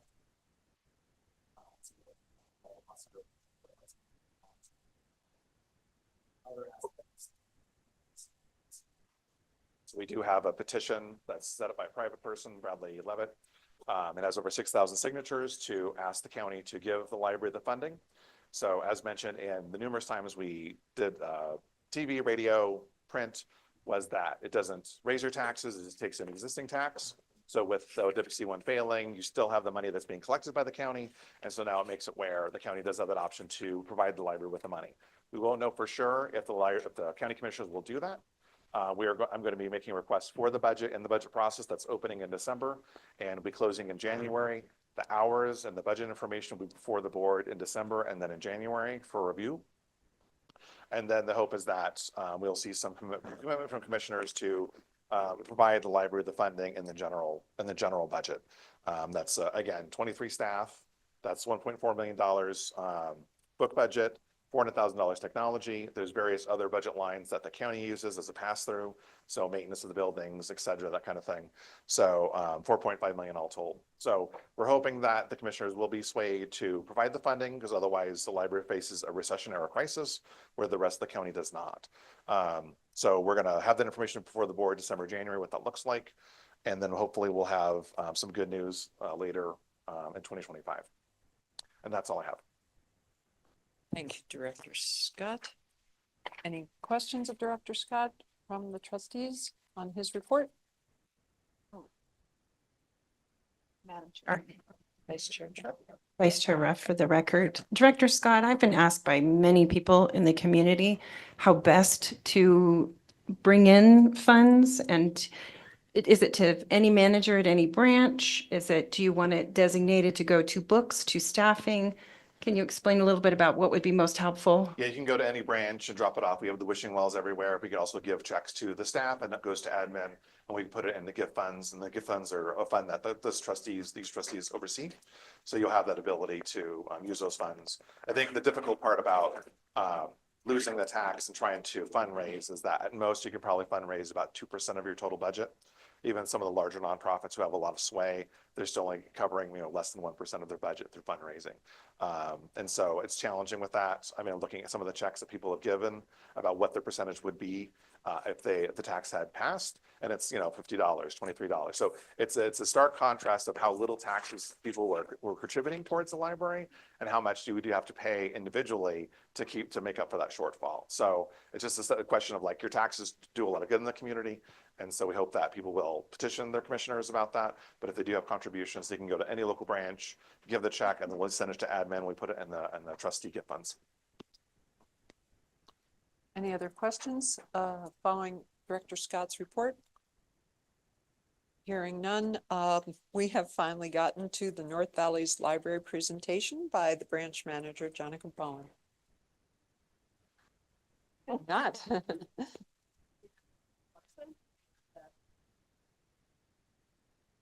I'm the bookmobile librarian. I'm the one who drives the bookmobile all over town.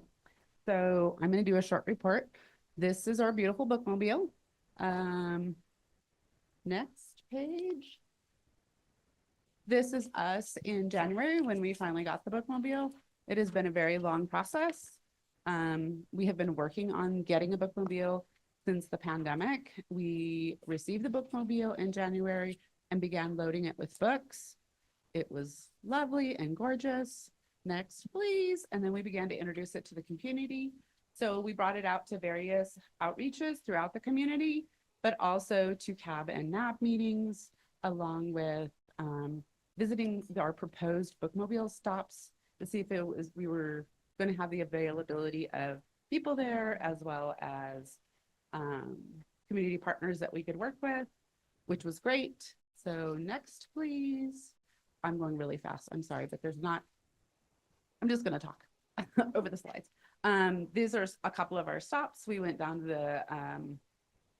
to the Desert Heights pre-K Head Start classes and showed them the bookmobile. We also took it to elementary school literacy nights. We are at the bottom one with Jeff in it is us at the county complex. There is a small library there, but a lot of people didn't actually know that it was there. So when they saw us and when they made an announcement, people came out and I was like, yeah, you can just return your books right over there. And so now they know there's another library there, which was great. Next, please. This is the bookmobile finally full of books. I have to say that our collection development team has been really responsive to everything we have asked of them. At first, we really had a lot of adult materials. Children's materials were super popular, so they noticed that and we asked for what we needed and they got it for us. The collection does move quite quickly and fast. We're very excited. We just got a whole bunch of new board books. And if you know anything about having small children, board books gets destroyed pretty quickly. So we're very excited to have them. We have kids reading at all levels that are visiting. We go out to various places in the community. If you want to go to the next one, Jeff. Oops, Sorry, just a second. that's okay. We're doing something else at the same time. So if we go to the next slide. Sorry. Oh, there we are some of our established stops. So the top of the first picture is one of the first dogs that we got on the bookmobile. We do have dog biscuits. It is a draw. I'm going to say it. People like we invite people over and like, okay, here's a little dog biscuit for your dog. And then they'll come on and get a card. We've had people get cards that didn't have cards. We've talked to people who didn't realize that the bookmobile was even a thing. They remembered it from their childhood or never even heard of it before. The second picture is of us out at Job Corps, where we have had a lot of success. Job Corps, if you don't know about it, the Sierra Nevada Job Corps is run by the U.S. government. It gives kids from 15 to 25 the chance to get an education and training in whatever field they choose. There are a lot of fields that they have available, from carpentry to cooking to nursing. So, but these kids live on campus, a lot of them, and they don't have access to cars or getting to a library, even though we are the closest library to them. They didn't even know that we were around and available. So they were excited. Today, we had our first patron on the library. There's a ramp on the back, and I don't know if I have a good shot of that on here, but we had our first patron at the Job Corps facility in a wheelchair come on to the library branch, and he checked out 3 backpacks full of books. Wow. So yeah. Then we're downtown at our center in Midtown. There's a lot of walking community around there. We've had people come by and get cards and check out books and just talk to us about how much they like the library. So it's really nice to hear. We get to point out where the libraries are located. One of the things we do is it becomes, not only is it a mobile branch, but it becomes like an outreach at the same time. And so we're able to tell people like, yes, you can check these books out here, but the Sierra View libraries are on the corner, or the Sierra View library is here from you, and you can go there and drop them off. You don't have to wait for us to come back. We do have a regular schedule. If you want to go to the next one, Jeff. This is us out at Pyramid. We go all the way up to the Indian tribe at Pyramid. We go to Wadsworth, Nixon. We have holds being placed in those places. So those people are needing the assistance that we do have, that we are offering. We're out at Hungry Valley. The dog in the previous picture was down in Washoe Valley. So we're going all the way up and all the way down as far as we can get in a day with the staff we have. The next shot should be of us. Just because we started doing stops does not mean we stopped doing outreaches. This is Sasha. She took the bookmobile, and I did not drive that day. She did. She took the bookmobile to one of our many outreaches that we do. This one was a community day with PBS. I can't recall the name of it at the top of my brain. What was it? Be My Neighbor Day. Thank you very much. I wasn't there. I don't remember the name. It was Be My Neighbor Day, and she took it out, and they had great success. They had a really fun time. And from all reports, they had a blast. Next slide, please. This is how many visits, how many actual people we've had on the bookmobile since we started using the bookmobile. We have issued 429 cards, and we've had over 4,000 items checked out, which is pretty good for something that has a very limited collection and a very limited space.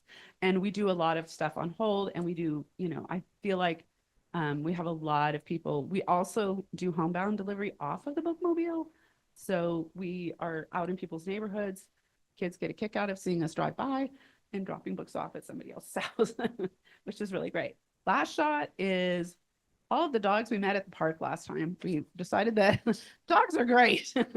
So we got to talk to all these different people about bookmobile services, and they got almost every single one of these people who own these dogs or have these dogs with them, because one was a dog sitter, actually got cards. So even though, people will stop and chat, and we'll get them cards. So we are going as far as we can with this service at this point. But at this point, we really have me on the bookmobile 3 days a week, and which pulls me out of this branch, because this is my home branch, and as another library assistant too out of the branch. And it could be this branch, but I do, when I go up to the Pyramid Lake tribes, I do borrow staff from Spanish Springs, and I'm super happy that they are able to lend me staff, and they're happy to come and be on the bookmobile with us.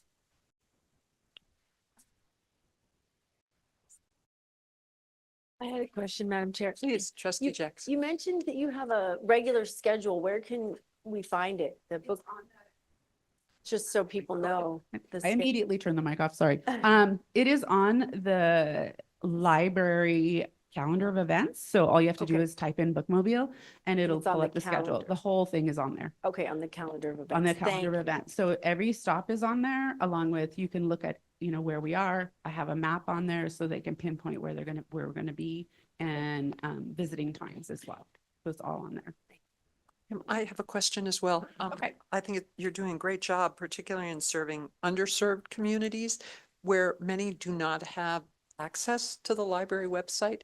Is it possible that you have a printed calendar of your stops that you could hand to someone so they know when you're coming back? They may not have access to. We actually email it to all of our partners, so they post it for us. Oh, okay. So our partners have been really great about doing that. There was a big push for WC1, so I wasn't pushing for my stuff because I was like, this is way more important. But we do that. And a lot of our partners, a couple of stops, we are now going twice a month because it is so popular. Job Corps is one of them. The other one is the Northern Nevada Veterans Home, which we take the books into the Veterans Home. And if they want something that might be on the bookmobile still, we run out and get it for them. But literally we hand out cards like every single time we're there, because there's people, they aren't able to get to a library. Thank you. You're welcome. Anything else? Any other questions for Pam? Great report. Thank you. Nice to hear about the success of the bookmobile. Okay. Hi, my name is Carly Hume. I'm one of the librarians here at North Valleys in addition to Pam. Thank you all for being here. It's great to address a board of trustees. The last time I did this, I was a 14-year-old library volunteer, so this is a real full circle moment for me. But I get to speak about the work that we do here at our branch. It's my favorite place in the world, and I work here, which is pretty cool. If you want to keep on going, I have a picture from our summer reading challenge. This year's theme was Adventure Begins at Your Library, which I used to be a summer camp counselor, so that was a real thrill. I made everyone make tie-dye with me, and I get to share a little bit about all the successes that these people and a few other people who work at the branch get to do. So if you keep on going, one of our most important roles here in the library is providing a welcoming space. So the picture on the left is one of the first times that we got to use the bookmobile here at the branch. I just love that photo of a kid from Alice Smith Elementary right over here. He and his classmates came in to the library to come get library cards and check out books. And they were so excited to go into the bookmobile. They kept going in and out of the doors. We had to remind them of walking feet on the bookmobile, which was important. But it's just really exciting to see them get to use that. One of our most popular activities here at the library is our story times. So in the picture on the right, our staff member is doing story time for toddlers and their parents and caregivers. Our attendance at these early literacy events has skyrocketed since I've been here at the branch in the past few years. We see new families come every week. We constantly hear, wow, I didn't know you guys had a library here. We love hearing that because it's new people. And we always tell them to spread the word. So if you keep on going, we also got to welcome I apologize for the font mishaps on this presentation. That should say welcome. We welcomed 3 new staff members this year or in different roles. We welcomed Tati as our library assistant 3, Salem is our new part-time library aide, and then I promoted into this librarian position in the past year as well with the completion of my master's degree. So if you keep on going, in addition to providing welcoming spaces, we provide a lot of opportunities for the patrons to use our library in different ways. Some of our most popular events are after-school events like STEAM and Crafternoon, which we do weekly and bi-weekly with different staff members hosting activities. Bailey made these really cool movable hands in the upper left-hand picture. We also got some new makerspace technology using the Cricut machine. So we have a Cricut. Cricuts are really expensive, and some people might not know that they want to make that investment before they get to try it. So we do events where people can come and use the Cricut and make things like holiday ornaments or trick-or-treat bags and personalize it. And it's a really cool skill that is popular with lots of different makers and for crafters, but it's something that we get to provide at a low cost or for free so that they can see if they want to do it themselves. What I love about a lot of these events are that they're all ages. So if you scroll down, we have a lot of families who come with their grandkids and they get to make messes at our house instead of theirs, which is great. I host with Bailey a really popular book club. A few of our members were here earlier, which was fantastic. That has been probably a highlight of my career, is getting to see the same group of people every month and talk about books. They're an incredible group of people, and it's my favorite couple hours every month. We also do bingo on the first Friday of every month, so I get to see us be up on stage doing that too. Bingo has become really, really popular. One of my favorite parts is that it is a truly all ages event. We get little kids who barely know what the numbers are, all the way up to grandparents and retirees coming in to hang out in the library on a Friday night, which is really special, and getting to make that space is really cool. We also, if you keep on going, host lots of popular events throughout the year. We host magicians. We also hosted during just now, actually for International Games Month, we did retro video game night. So we brought out some like PlayStation 1s and old Mario Kart games, and they played all in here last Friday. It was really fun. We've been doing that event for a few years. This summer, we hosted another successful Rainbow Fest, which entered Divine in the bottom left. In the bottom right, you'll see our staff and library volunteers from our 36th annual Halloween parade that we just did this past October. It's one of my favorite events because we get to work with all of the vendors in our business center. So kids can start trick-or-treating in the library, and then they get to trick-or-treat at Rayleigh's and Subway and the Golden Dragon, and they get to get candy at every spot, and then come back to the library and play games and do activities. I think we had about 500 people coming through the door. We were trying to keep count, but it was a lot of candy. And it was a lot of fun. Our holiday parties are incredibly fun. We get a lot of support from our partners at the Pioneer Center, providing youth service or providing performances for our youths. And we also host Golden Encore performances as well as UNR Performing Arts Series. These are really expensive events that people up here in the North Valleys don't always have access to. We're really far from downtown, so it's great for people to be able to appear to get to see really quality cultural performances, musical performances. Experts in their fields get to come talk to them without having to drive all the way into town, and that's really important out here. If you can keep going, please. Every year we also celebrate Band and Challenge Books Week. I got to do a story time with Libby in the upper left-hand corner, where we got to do Where the Wild Things Are, which is a banned and challenged book.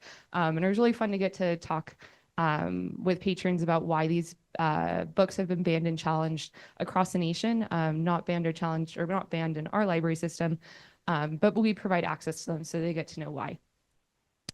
We also got to see an Alice in Wonderland event this summer, and that's a picture from Bingo in the bottom right with all of our prizes.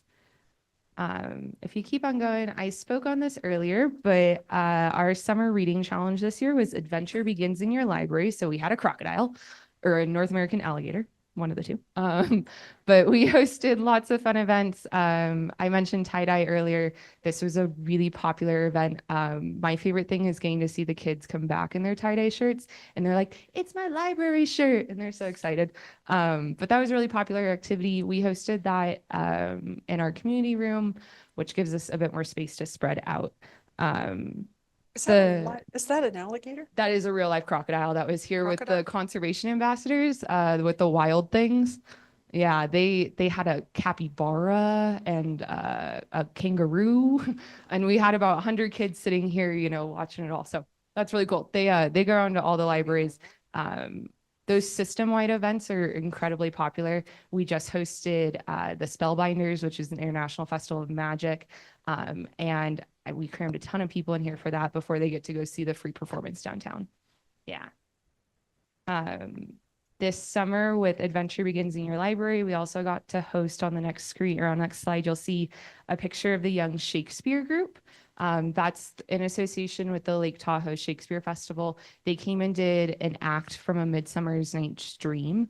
It was really neat. Those are all teen performers with an adult coordinator, and they're incredibly talented.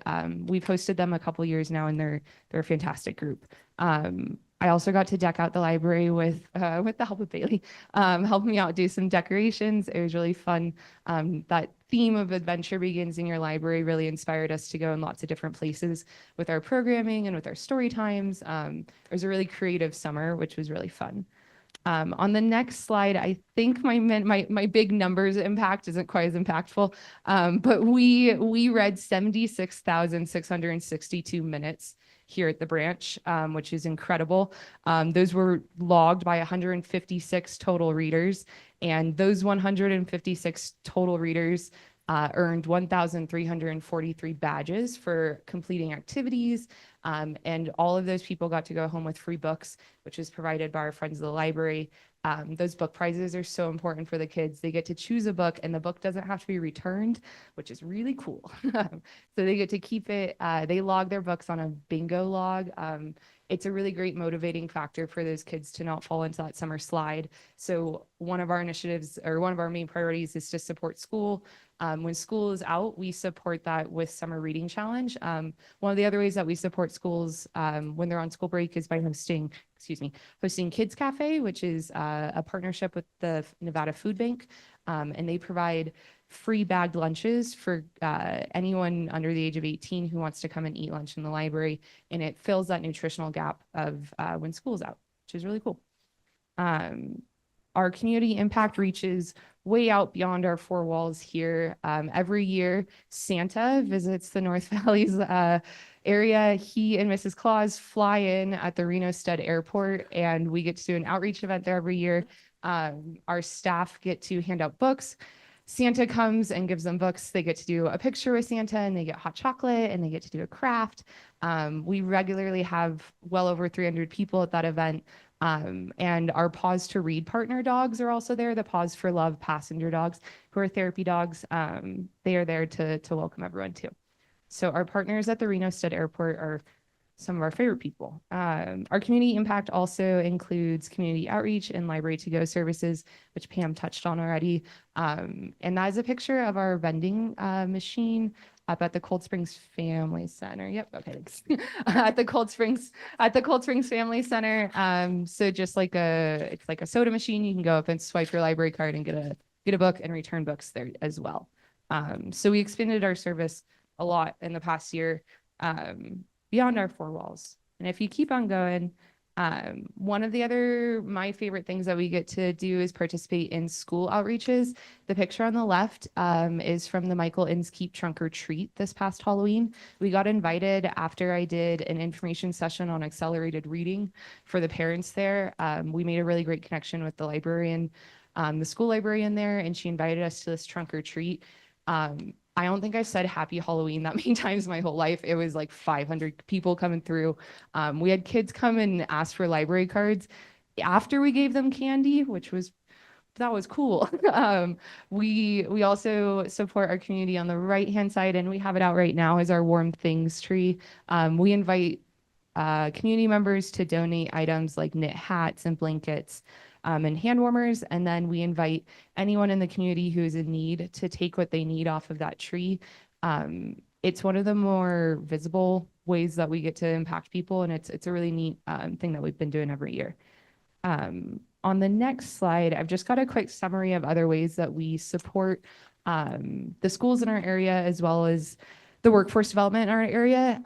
We've hosted computer and iPhone classes here at the branch that are well attended, and that people get that chance to talk to a library staff professional and get their answers for technology questions that are everything. We get questions from really basic phone usage to more complicated questions, and being able to sit down one-on-one to provide that time is really impactful for those patrons. We also host story times. That was this summer. Those are actually 2 staff members from other library branches who came and shared their expertise here for campfire story time. It's not a real fire, but it was really, really fun. And it made fire noises, which was cool. So we did a campfire a couple times this summer. I go out to Alice Smith and a few other elementary schools in the area for Nevada Reading Week, and do a whole marathon day of story times, and passing out library cards. We make whole class sets of library cards every year. Pam visits our early Head Start, and I visit, or excuse me, Pam does Head Start and I do early Head Start, for a few of the littles in the area. Visiting them regularly builds that relationship and invites them to come back to the library. In addition, we hold school tours here at the library and presentations.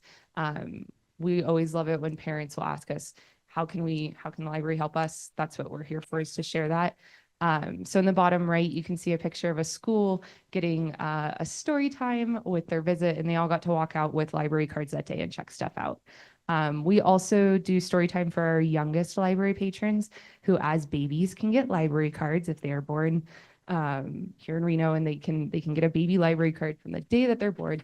And then they come and it's basically like a baby social, which is really fun.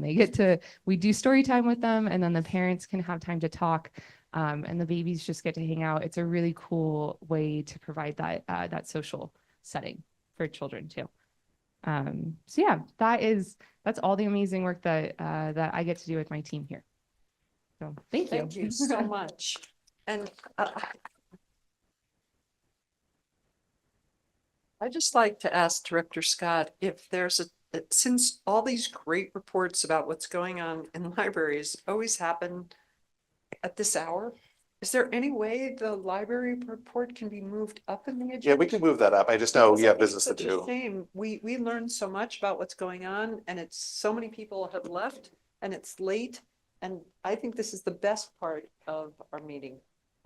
Everything else is rather contentious and difficult, which is perfectly okay with all of us, but it's great to know what's going on in the libraries and to hear from librarians. So if it could be moved up, so it has tended to be at 9:30 or later. And so maybe we'd Yeah, consider. we can move it up to the front, whatever you How want. do you all feel about that? Good. Okay, Yes. let's do that, so that, I'm sorry you're the last to wait this long. Thank you for being here. I think it's exciting news. There are no objections to the great things going on in the libraries. So it's a nice way to start a meeting before we get into our disagreements and constructive conversation, and while the public is here to hear it. So we'll begin that effective with our December meeting. Sounds good. Thank you so much. That was great. You and Pam did a terrific job. All right. I want to continue for another 2 hours so that nobody thinks I want to shirk my responsibilities and rush out of here. But that was just a joke. The last item before adjournment are staff announcements. This is a non-action item. No discussion or action may be taken upon any matter raised under this comment section until the matter has been specifically included on an agenda. Jeff and staff, are there any announcements? Yes, please. Julie Ullman, for the record, branch manager, South Valleys Library. I Yes. just wanted to gently correct that Trustee Jax's email should be gjax@washoecounty.gov. You inadvertently said .org. So we want to make sure you get all the emails, and of course, all of the trustees, their email addresses is right on the library And website. I don't know, Leah, if this still involves you, but I have not had access to the Washoe What County I've email. heard is that Duolingo, what, you know, Yeah. and the staff have to deal with it all the time too. What we can't get on usually it. do is when we try to log in and it says, don't ever ask them to send you a text code, ask them to call you. And when they call you, you press 1 and it's like, okay, and so you're set. So it's much easier than it seems. The next time you try to get in there, if it comes up with pops up with that second authorization, have it call your phone. It's that because I've tried the text thing, has never worked for me. So yeah. So thank you. Thank you. Trustee Rodriguez. Yeah. Trustee Rodriguez, for the record. On that note, my email is working, but mine, unlike the rest of you, has my first initial and my middle initial because there's already an M. Rodriguez in the system. And it that person probably would not appreciate getting all this library email. It is correct, obviously, on our website, but just for the record, it's mlrodriguez@washoecounty.gov. So it doesn't go to the wrong place. Okay. We welcome emails, we welcome public comment, we welcome constructive feedback. I think we've received a lot of it tonight. I appreciate people remaining as long as they have. Hearing no further comments or points, are we ready to adjourn? Adjourned. Thank you.